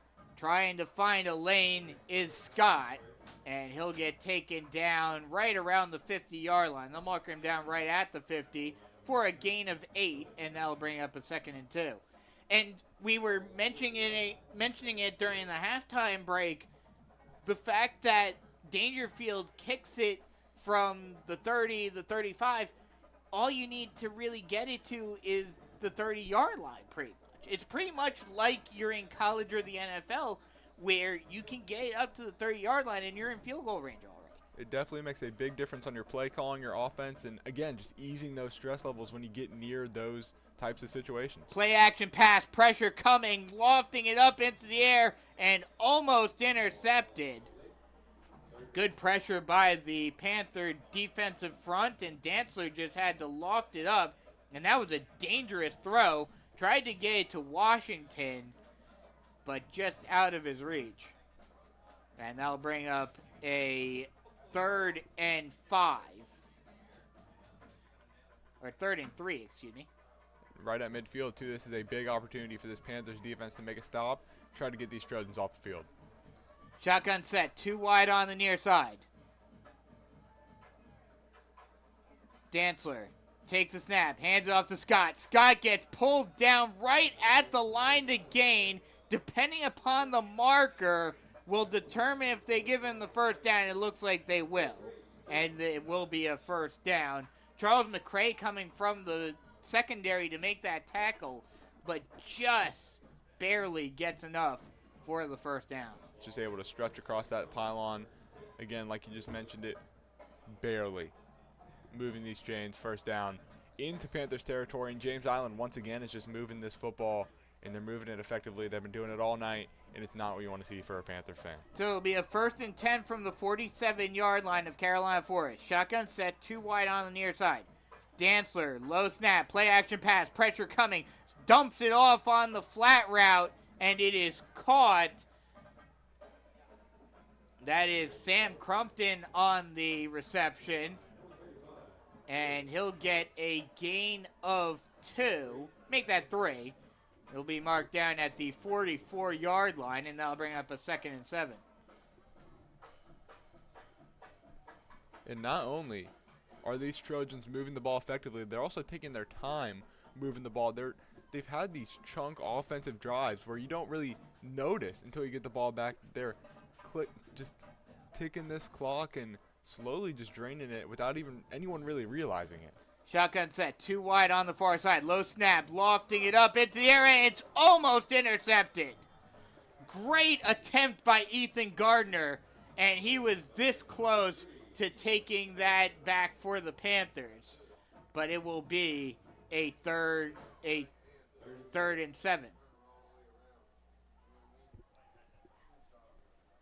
And here for this defense, another big third down, another opportunity to get off the field. And right here, you'd have to imagine that this is out of Dangerfield's range, but still, you cannot afford, especially now where you are on the field, you cannot afford another first down. Shotgun set, 2 wide on the far side. Dantzler takes the snap, hands it off, and Scott will be held up, still on his feet, no whistle, and finally the whistle comes in. He'll be held up right at the line of scrimmage for no gain, and that'll bring up a 4th and 7 from the 45-yard line, and the Panthers get their defensive stop. And that's a big defensive stop. They definitely needed that one. You cannot let these Trojans continue to drive, continue to move it into Panthers territory. They did exactly what they needed to, and that's get them off the field. But here's another thing with special teams. Let's see if Dangerfield can either A, coffin corner it, or B, dead it right at the goal line. Because I'm sure that's what they're looking for. Definitely. Because they're going to try to pin the Panthers back right up against their own end zone. In knowing the type of talent that he is as a specialist, definitely giving him an opportunity to do so, a prime opportunity to do so. And looks like there was a penalty called. They'll move the ball back to the 50-yard line. Not sure. It might have been a false start. But either way, maybe James Island purposely doing that to give Dangerfield a little extra room. Low snap. Dangerfield gets a low liner off. It will be caught at the 20-yard line. Falling on it is Quant. And that's where the Panthers will start on offense, at the 20-yard line. So kind of interesting, not even trying to sky kick it or anything, just a low line drive kick by Dangerfield. Wonder if they were trying to maybe see if Quant would try to go for it and it would deflect off of him so that they could get it or something. I'm not sure. Definitely probably were not anticipating him receiving that punt. Yeah. As you're really taught not to here at the high school level. Shotgun set, 2 wide on the far side for the Panthers, trying to reduce this 10-point deficit. Just over 6 minutes left to go in the third quarter. Play action pass. Lofts it in over to the far side. It is caught. Still on his feet at the 50 before a phalanx of Trojans finally brings him down. And that will be a Tony McAfee State Farm Carolina Forest first down. Raheem Frazier on the catch for the Tony McAfee State Farm Carolina Forest first down. Shotgun set, 2 wide on the far side. This time Mullen keeps himself on the read option, and he'll get tripped up right at the line of scrimmage for no gain, and that'll bring up a 2nd and 10. Going to the air to start off that offensive drive, definitely switching it up. We know they're used to that ground and pound, especially to come out and start off the drive. Really caught James Island off guard. Low snap, throwing in near side. It's caught by Ward. Ward still trying to stay on his feet, and a couple of Trojans take him down after a gain of 6. And they'll bring up a 3rd and 4. Just really going towards the air more than seen in previous drives at all. Starting off this drive, you know, this run game, as officially as you've been getting chunks, it hasn't been sustainable. They'll actually give him an extra yard. They'll say it was a gain of 7, so it'll be a 3rd and 3 now. And an interesting spot for the Panthers. Usually this would be run territory, but not sure what they're going to do. They are going to go with the speed option. Mullen keeps himself. He's got one man to beat, still on his feet. Juke move, spin move, and finally gets pulled down at the 17-yard line. That's another Tony McAfee State Farm, Carolina Forest first down. And he is doing it all on this drive right here. The passes down the middle of the field, putting them on a bullet, exactly where they need to be, and then keeping this one, making men miss, taking a big hit all the way down inside the red zone, doing exactly what he needs to for the Panthers on this drive. Hands it off to Fox, and this time he stood up at the 13-yard line after a gain of 4. And they'll bring up a 2nd and 4 for the Panthers. Panthers in the red zone with just under 4.5 minutes left to go in the third quarter. Down by 10. Shotgun set, 2 wide on the far side. Hands it off to Fox. Fox finds the lane. He's got one man to beat. He shimmies his way through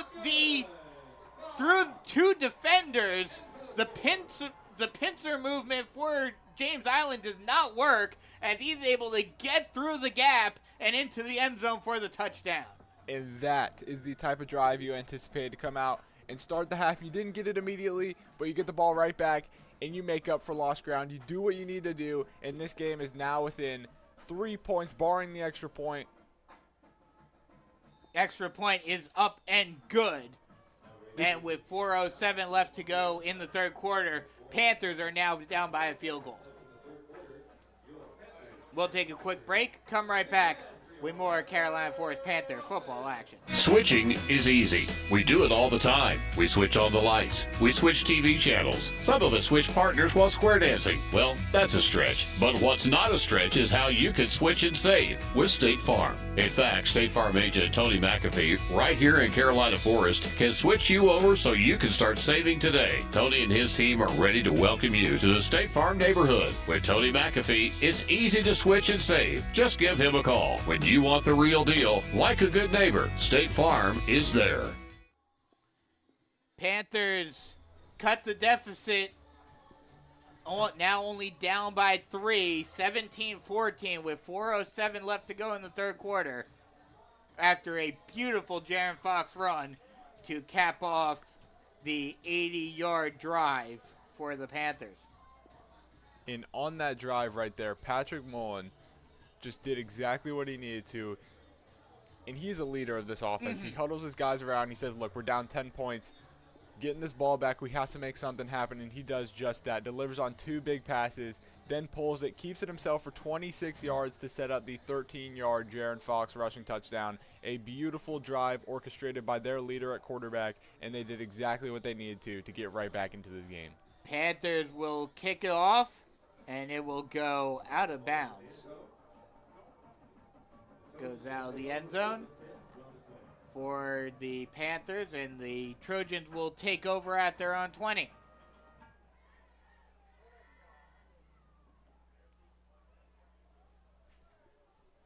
So James Island now trying to answer, and again, like we talked about, the leg of Dangerfield is going to be the key going down the stretch in this one, because instead of having to drive it all the way down the field, the Trojans really only need to get it down to the Panther 30, and they're in field goal range.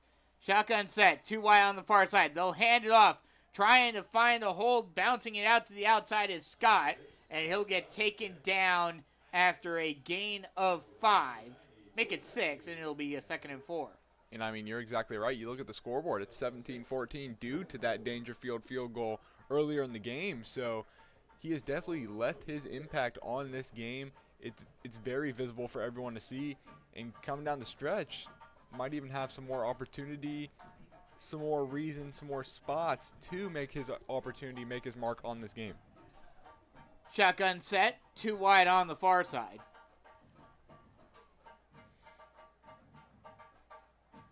Dantzler takes a snap, hands it off. Scott tries to find a lane, but this time a prowl of Panthers are right there to take him down for a loss of 2, and that'll bring up a 3rd and 5.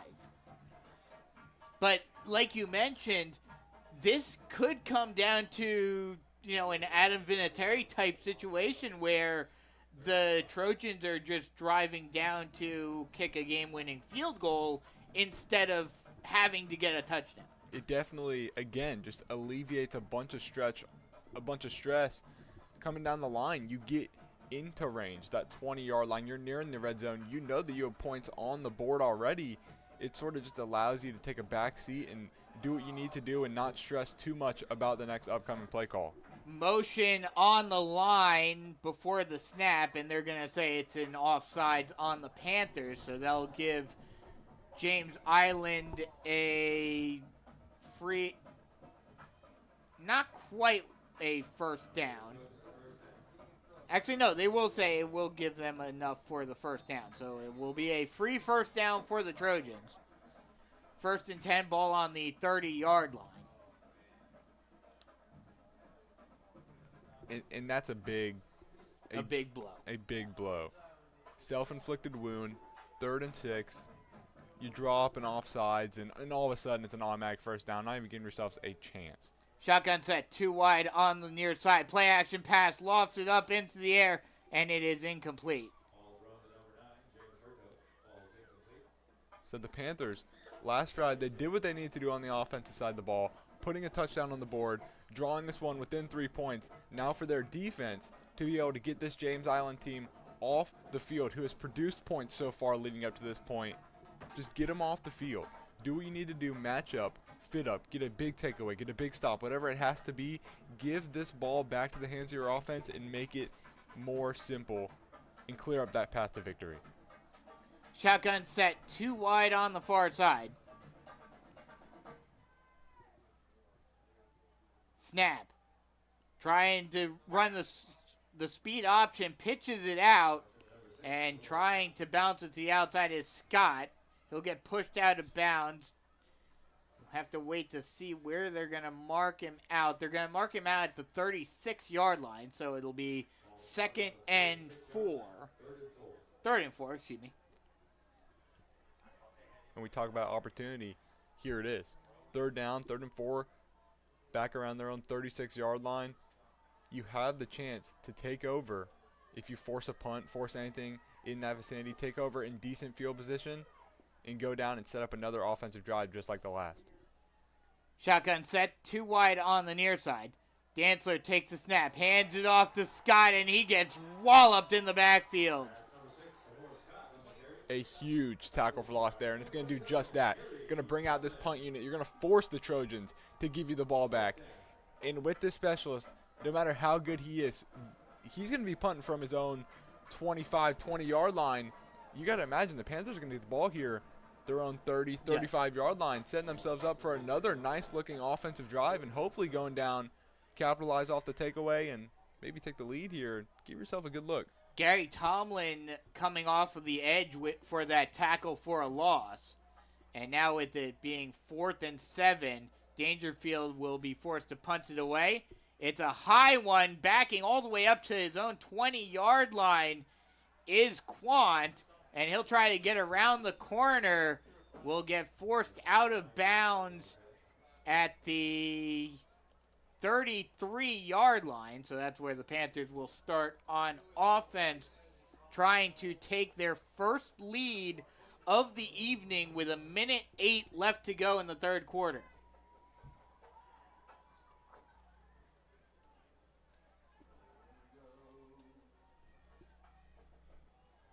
And looks like there's a penalty. There's a holding penalty on the Panthers, so that will push them even further back.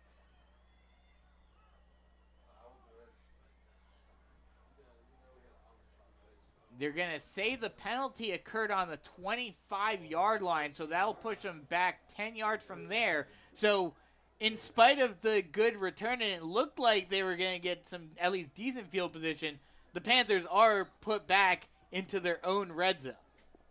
Huge penalty there. Another self-inflicted wound that's just one that you cannot afford to blow here, especially this late in the game. Shotgun set, 2 wide on the far side. Tries to run the jet sweep, trying to get it around and getting pushed out of bounds at around the 14-yard line. That was Clay Ankowitz on the carry. Or Caden Cole, excuse me.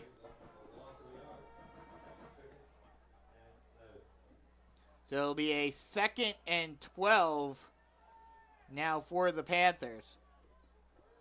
Shotgun set, 2 wide on the far side.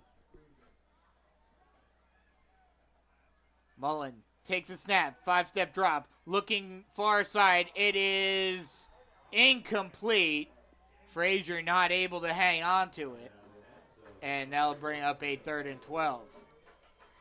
And just like that, 2 plays, your 3rd and 12 backed up on your own 14-yard line, it seems. A big play here, going to the air, we automatically know. Got to make something happen. And here's the thing, too. Roman Fisher isn't a top-notch punter. You know, he's more of a defensive guy. So, theoretically, James Island could get the ball at the 50. So, that would give them even more room to potentially get at least into Dangerfield field goal range. Play action pass. Mullen rolls out to his left. Looking. Throwing it on the run, and it is intercepted. James Island will take it all the way back to the 20-yard line, and now they're already in field goal range. And right there, it's just 3rd and 12. You have to make something happen. You're looking at your target downfield. You try to put it on them. Don't know if that ball is deflected or it was just a little overthrown, but winds up in the hands of a Trojans defender. Is going to take it all the way. Instant red zone opportunity, the 2nd time of this game for the Trojans putting that out there. And that's really been the storyline. It's just they've been taking advantage of their opportunities and capitalizing, whereas the Panthers have been a little slow when it comes to the capitalization. And there was a penalty on the Panthers. I believe it was holding, but with the interception, the Trojans will decline the penalty. And now the Trojans already in field goal range at the Panther 20-yard line. Shotgun set, 2 wide on the near side. Snap, pitches it out. Trying to find a lane is Scott, but he'll get taken down right at the line of scrimmage for no gain, and that will end the 3rd quarter. So after 3, it is 17-14. Trojans in the lead, but they're already in the red zone and clearly in field goal range. We'll take a quick break. Come right back for the final quarter of action here on the Carolina Forest Panther Football Network. Jennifer Mullen with Realty One Group Dockside is a 31-year resident with 18 years of experience representing both buyers and sellers. Jennifer has extensive knowledge of the Grand Strand real estate market and especially the Carolina Forest area. If you're ready to kick off your home search, contact Jennifer Mullen at yourcoastalrealtor.com. Again, that's Jennifer Mullen at www.yourcoastalrealtor.com. Started the 4th quarter with the Panthers trailing by 3, and the Trojans looking to put even more points on the board already in the red zone to start off the 4th quarter. And I know if the Panthers aren't able to get their stuff together, it's not going to matter. But what's the score right now in the Sumter-Ashley Ridge game? Sumter-Ashley Ridge right now looks to be 21-17. Sumter's winning at halftime. So Sumter's getting their act together and winning that game as they were expected. Now the Panthers just need to do the same here. Down by 3. Shotgun set, 2 wide on the near side.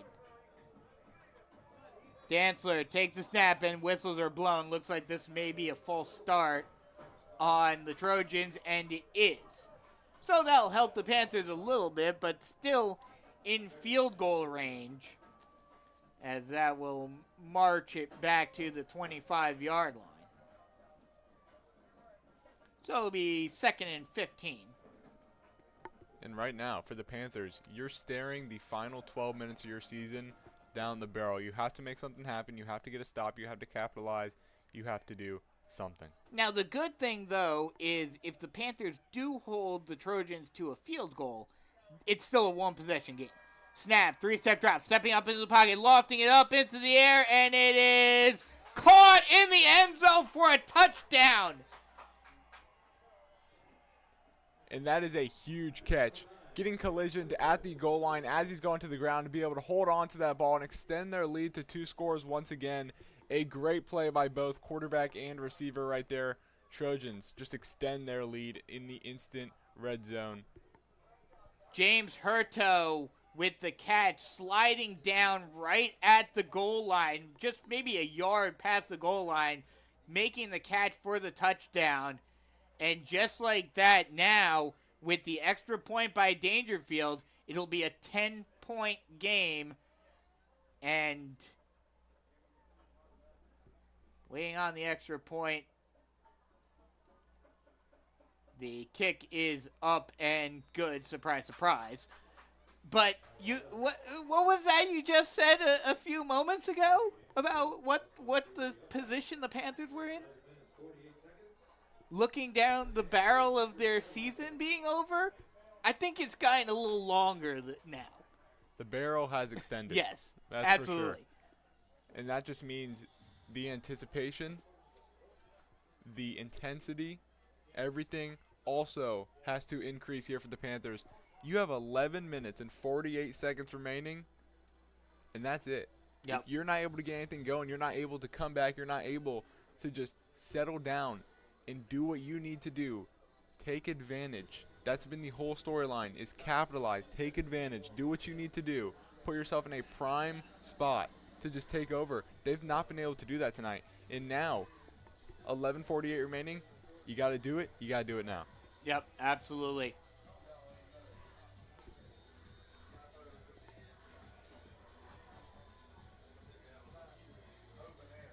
So the Panthers will get the ball back, trying to cut the deficit once again down by 10.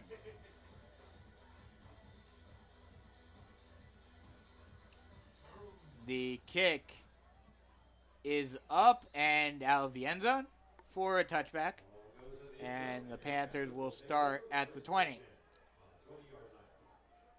Still so weird seeing that kickoff right to the back of the end zone.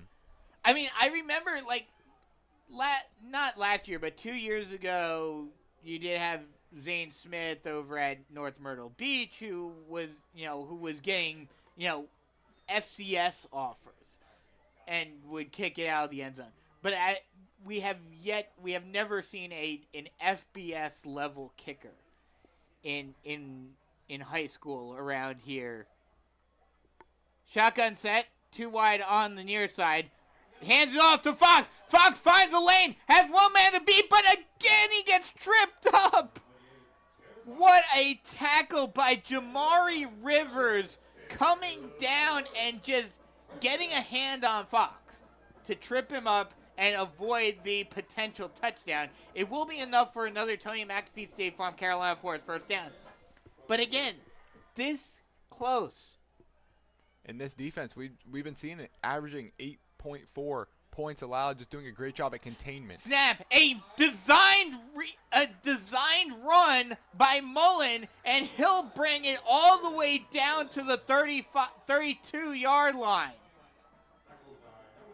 That was quite a shock. It wasn't even a read option. It was a designed quarterback draw for Mullen, and he takes it for a Tony McAfee State Farm Carolina Forest first down and more.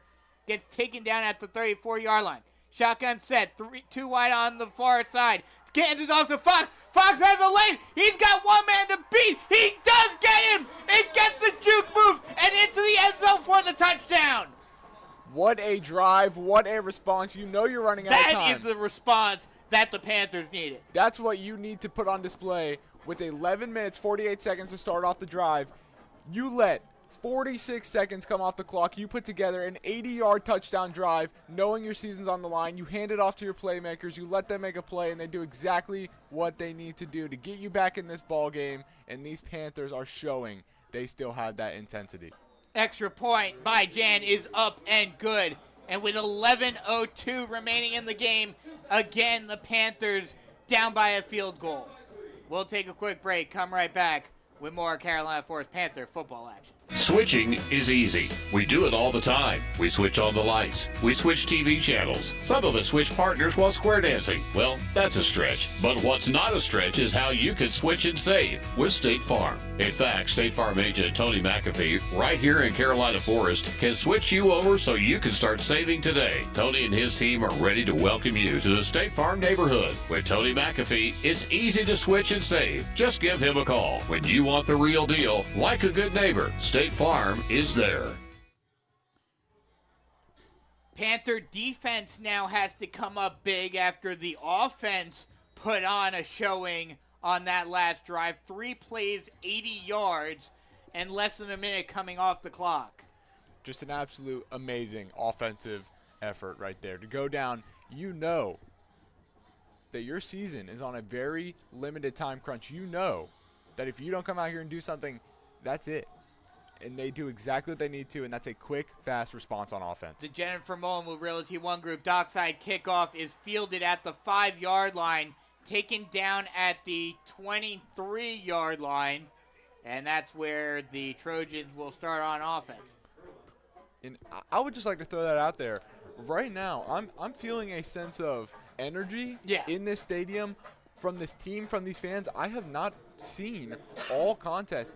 They're starting to come alive here in the fourth quarter, and if you're going to, this is definitely the time to do it. This is the time to do it, and that was the perfect, not just the fact that they scored, but the way they scored, the dynamism of that offense on that last drive has got this place rocking, like you said, and that could be the momentum shift that the Panthers need to finally take a lead and win this game. Definitely the time you see this energy cranking up. Low snap, hands it off. No, but they find a lane. One man to beat, and he will get taken down at the 26-yard line. Tank Scott using his speed this time to get a huge gain and get the Trojans deep into Panther territory and already into field goal range. They'll mark him down at the 27. And it just seems like anytime the Panthers have a response, James Island has something right back to give them. It's just been a back-and-forth tale, and James Island has been on the better receiving end of that tale so far, already moving the ball deep into Panthers territory like you just mentioned. And now, we talked about bend don't break all season. How about this for a bend don't break situation for the Panthers defense? Shotgun set, bunch trips on the far side. Dantzler takes the snap, throws it high, and it is caught over the head of a Panther defender. Is able to get it to Hurto, and that will be another James Island first down, taking it down to the 16-yard line. And just a perfectly placed ball got it over the leaping body of Brody Bailey for the first down. And they're just continuing to move. They're inside the red zone, the 15-yard line now. Clock is also ticking away. You need to get this ball back. You need to hold them to a field goal here or something. I was just going to say, the good thing about, even if they do kick the field goal, the good thing about that is that it's still a one-possession game. Exactly. Snap. Hands off to Scott. Scott tries to find a lane, but nowhere to go. He will get a gain of 3. So that'll bring up 2nd and 7. And Joseph Dial on the tackle. And for these seniors, especially on this defense, we know there's a lot of starters on this defense. This could be it. Yeah. 9 minutes remaining, a little over 9 minutes remaining, down 3. James Island trending towards the red zone, in the red zone, trending towards the goal-to-go situation. You need to get this bend-don't-break situation. You need to take it away. You need to hold them to a field goal. You need something here off this. Snap! The ball is on the ground, and it looks like James Island were able to fall back on it. Scott was able to fall on it, but no gain, and now it's a 3rd and 8. And those are the type of plays, the type of momentum that you need to build up as a defense. You need to stall them short. You need to put that ball on the ground, to get cut up behind the line of scrimmage. You need these sort of plays to really build up this momentum and hopefully drop a big play here, 3rd and 7 inside the red zone.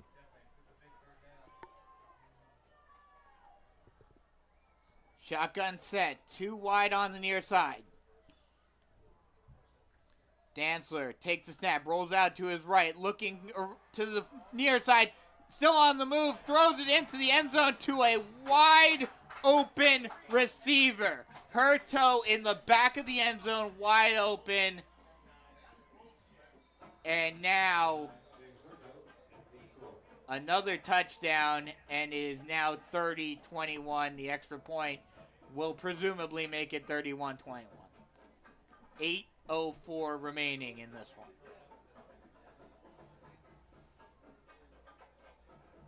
And I don't know what more you can say about that play.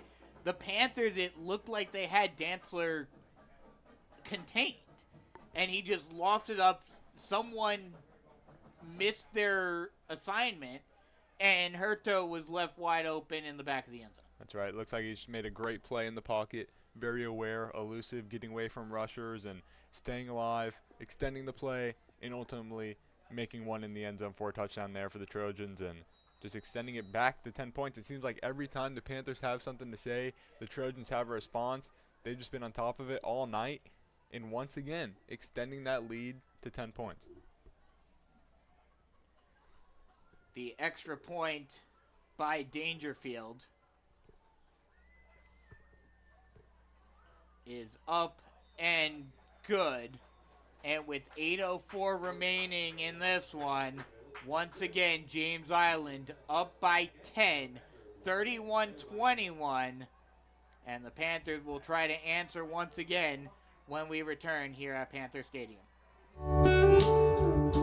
Jennifer Mullen with Realty One Group Dockside is a 31-year resident with 18 years of experience representing both buyers and sellers. Jennifer has extensive knowledge of the Grand Strand real estate market and especially the Carolina Forest area. If you're ready to kick off your home search, contact Jennifer Mullen at yourcoastalrealtor.com. Again, that's Jennifer Mullen at www.yourcoastalrealtor.com.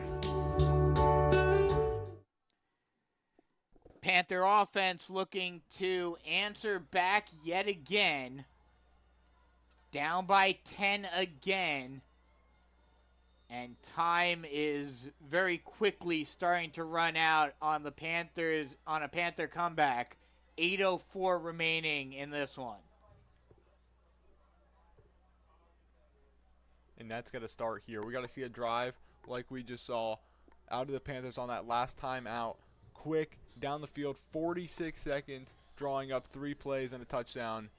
You need a similar response here. And surprise, surprise, Dangerfield launches it out of the back of the end zone. It will be put at the 20-yard line for the start of this drive. And you got to imagine who the ball is going to here all season. You've got a guy putting up numbers effectively, efficiently in Jaron Fox. You got to imagine you just put that ball right back into his hands, let him make a play, let him do something with the season on the line, and see where you can go from And there. outside of the one big touchdown he had in the beginning of the game, he hasn't been able to break the big one, though. And we've been waiting for it all night. Shotgun set, 2 wide on the far side, and this time Fox gets a handoff and gets walloped in the backfield for a loss. Malachi Jefferson, the man with the Charlotte offer, comes into the backfield and puts a licking on Fox for a loss of 4. And that'll bring up 2nd and 14. Shotgun set, 2 wide on the far side. Hands off to Fox again, and this time Fox is able to get back to the original line of scrimmage and then a little bit, gets a gain of 4, and it'll be 39. And this I mean, not to be over dramatic, but this play right here may be the game. That's right. You got 2 shots at this. 3rd down, 4th down. So you would go for it even this far back on 4th if they don't make it? I think you virtually have to. Down 10 with 7 minutes left. Fair enough. You got to go. Shotgun set, 2 wide on the near side. Mullen takes a snap, 2-step drop, looking near side, lofts it up into the air to a wide open receiver. Quavon Ward with the reception on the slant, on the post route, and he'll get taken down at the 41-yard line, but not before the Panthers get another Tony McAfee State Farm Carolina Forest first down. Low snap, hands it off to Fox. Fox tries to find a lane, but gets tripped up, and they will mark him down at the 48-yard line. That'll be a gain of 6, and it'll be a second and 4 for the Panthers. Make it the 47, and it looks like a timeout has been called.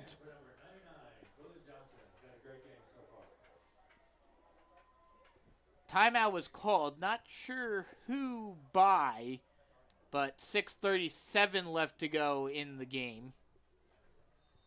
And these Panthers, we talked about having to go. They're starting to go a little bit here. A big connection, 19 yards to Quavon Ward there on that 3rd down, being able to move these chains and you go right back to Jaron Fox. They got to get down there. They got to put this one in the end zone, and they got to go fast. Yeah. Just 6:30 right at that 6.5-minute mark. And this time is not your friend. I don't understand why the clock is running.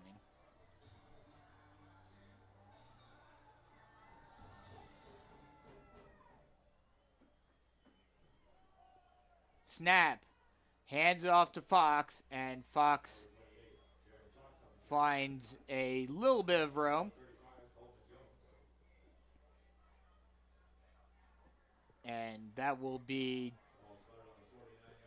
just enough for another Tony McAfee State Farm Carolina Forest first down. Ball spotted at the 49-yard line of James Island. Read option. Mullen keeps himself and gets taken down at the 45-yard line after a gain of 4.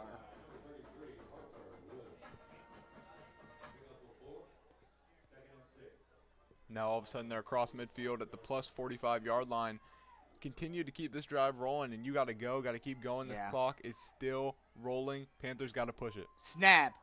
3-step drop, throwing in near side. High passes caught by Ward at the 35-yard line, and it'll be enough for another Tony McAfee State Farm Carolina Forest first down.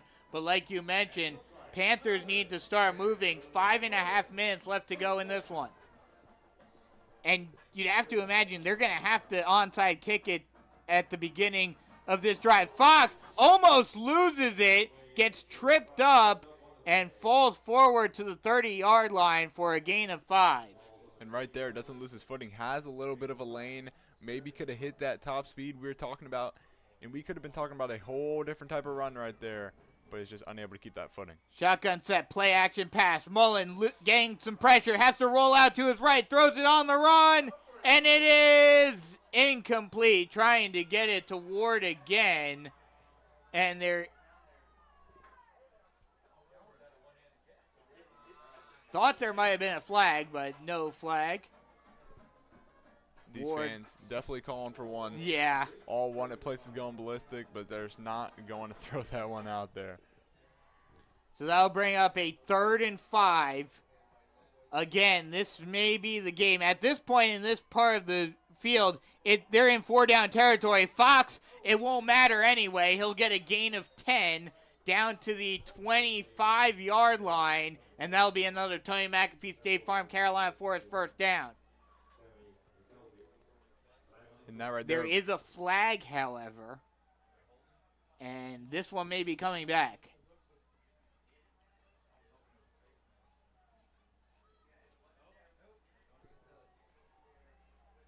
And, yeah, it's going to be a holding on the Panthers, and that will negate the Fox run and will force the Panthers back. Now it is 3rd and 10. Ball on the 35-yard line. And at this point, especially in this part of the field, it's definitely 4-down territory. But still, you don't want to put yourself right up against it. That's right, and especially backed up against these chains once again, 3rd and 10. They've been finding themselves in similar situations all game long. And the capitalization just has not been there all night for the Panthers. Shotgun set, 2 wide on the far side. They'll hand it off to Fox. Fox tries to bounce it to the outside. He's got the first down and more. Tries to bounce it to the outside even further, but gets stood up by a phalanx of Trojans. But that will be enough for another Tony McAfee State Farm. Carolina Forest first down, and the Panthers have it in the red zone. And that right there is the 20th first down of the game for the Panthers. 4:10 left to go in this one. 1st and 10, ball on the 18-yard line. They'll hand it off to Fox, and he'll just fall forward for a gain of 4. Make that a gain of 3, and it'll be 2nd and 7 from the 15-yard line. And Jaron Fox, 26 carries, 263 yards on the ground for him tonight. 3 touchdowns. I mean, it's been great yardage-wise, but just the Panther defense has been what has, come up short tonight. I think all of those yards, just those chunk plays, 10, 11, 12, 15, has hit the next level, 56. It's just, again, like you just mentioned, that defense letting up 31 points tonight. And then along with the fact that this offense, in times where it needs to come up with these big plays, needs to capitalize, you have a big opportunity in front of you, just has not been able to, and capitalization has really been the dominant key for James Island tonight. And there was a penalty on the Panthers. I believe a full start. It'll be 1st and 15. Lofting it up into the end zone, and it is caught. Oh, no, intercepted. Intercepted there. Just looking for that corner out. Looks like they're trying to get it to Quavon Ward again. That's exactly right. He's been his target down the line here tonight. Looks for that little hitch corner out combination, wanting to find it near the back end zone of the pylon. Just leaves that one a little short. And James Island comes up with a huge turnover, their 3rd interception of the night here on defense. And that, more than likely, will probably do it. There's still 3:43 left to go in this one. But the Panthers' defense has to get a very quick stop. Then you got to score quick. And then presumably an onside kick.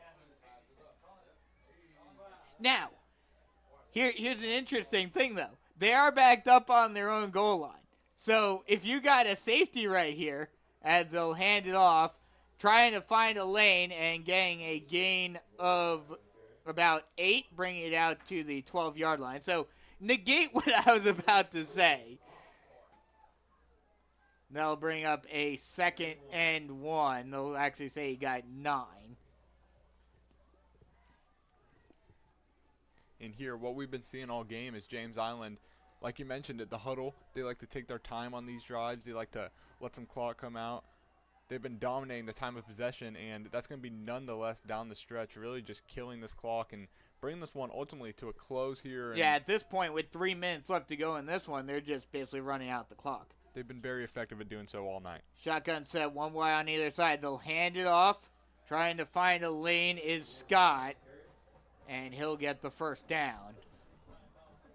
Getting taken down at the 16-yard line.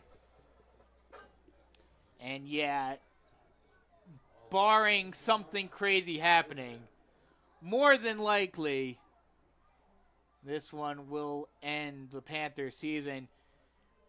After the game, though, stay tuned because we've got a special announcement for you guys following the game.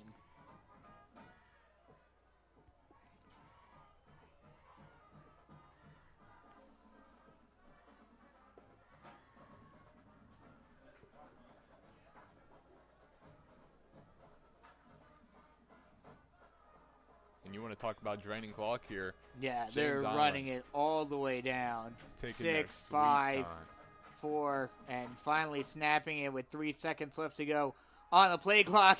And Scott gets a big old gain of 11 for another first down. And with less than 2 minutes left to go in this one, you'd have to imagine the Panthers do decide to take a timeout with 1:54 left to go in this one. But the Panthers are going to have to use all their timeouts, have to hope for a 3-and-out right here. And, yeah, they're going to need a lot of help if they have any chance of coming back in this one. Down by 10 with 1:54 left to go.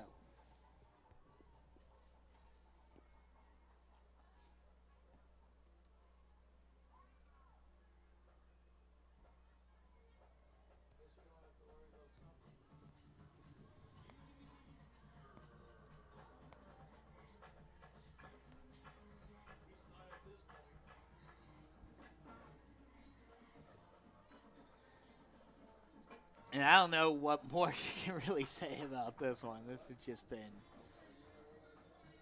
a shocker. Just the capitalization of the Trojans. They've been coming out, any opportunity really given to them, they've taken full advantage of. Started off the scoring here early, striking fast. Then the field goals, the special team unit has been exceptional all night for the Trojans, and they really just never gave up the lead. CF never had a lead at any point in this game. Trojans had just a commanding game here, made a statement coming into Carolina Forest, getting a big win in the second round of the playoffs, and just kudos to them for playing an all-around great football game. Hands it off to Scott, and again, he's able to just get enough for another first down for the Trojans. And, yeah, it looks like Mark Morris has basically waved the white flag, no timeout called. And now the clock will start running after the first down once again. And this one pretty much wrapped up. Not going into victory formation yet, still running the ball. Shotgun set, one wide on either side.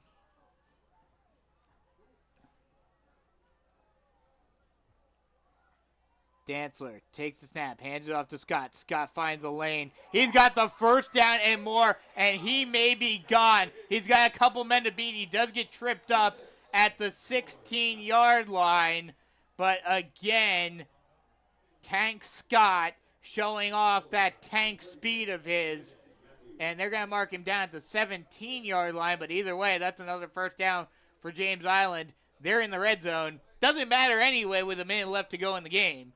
But they may be looking for the dagger right here. And that's another thing they've been able to do just so effectively is move the ball tonight. They've just been able to, whatever it is, through the pass game, on the ground, they've just been able to stretch the field, move the ball, score points, putting up 31 here, and just doing what they need to do effectively. They had full control of this game, looked good down the stretch, and ultimately just, again, came into Carolina Forest and got a big round 2 victory. Shotgun set, one wide on either side. Dantzler takes the snap. An end around is given and falling towards the goal line. They will say he was just taken down at the 1-yard line.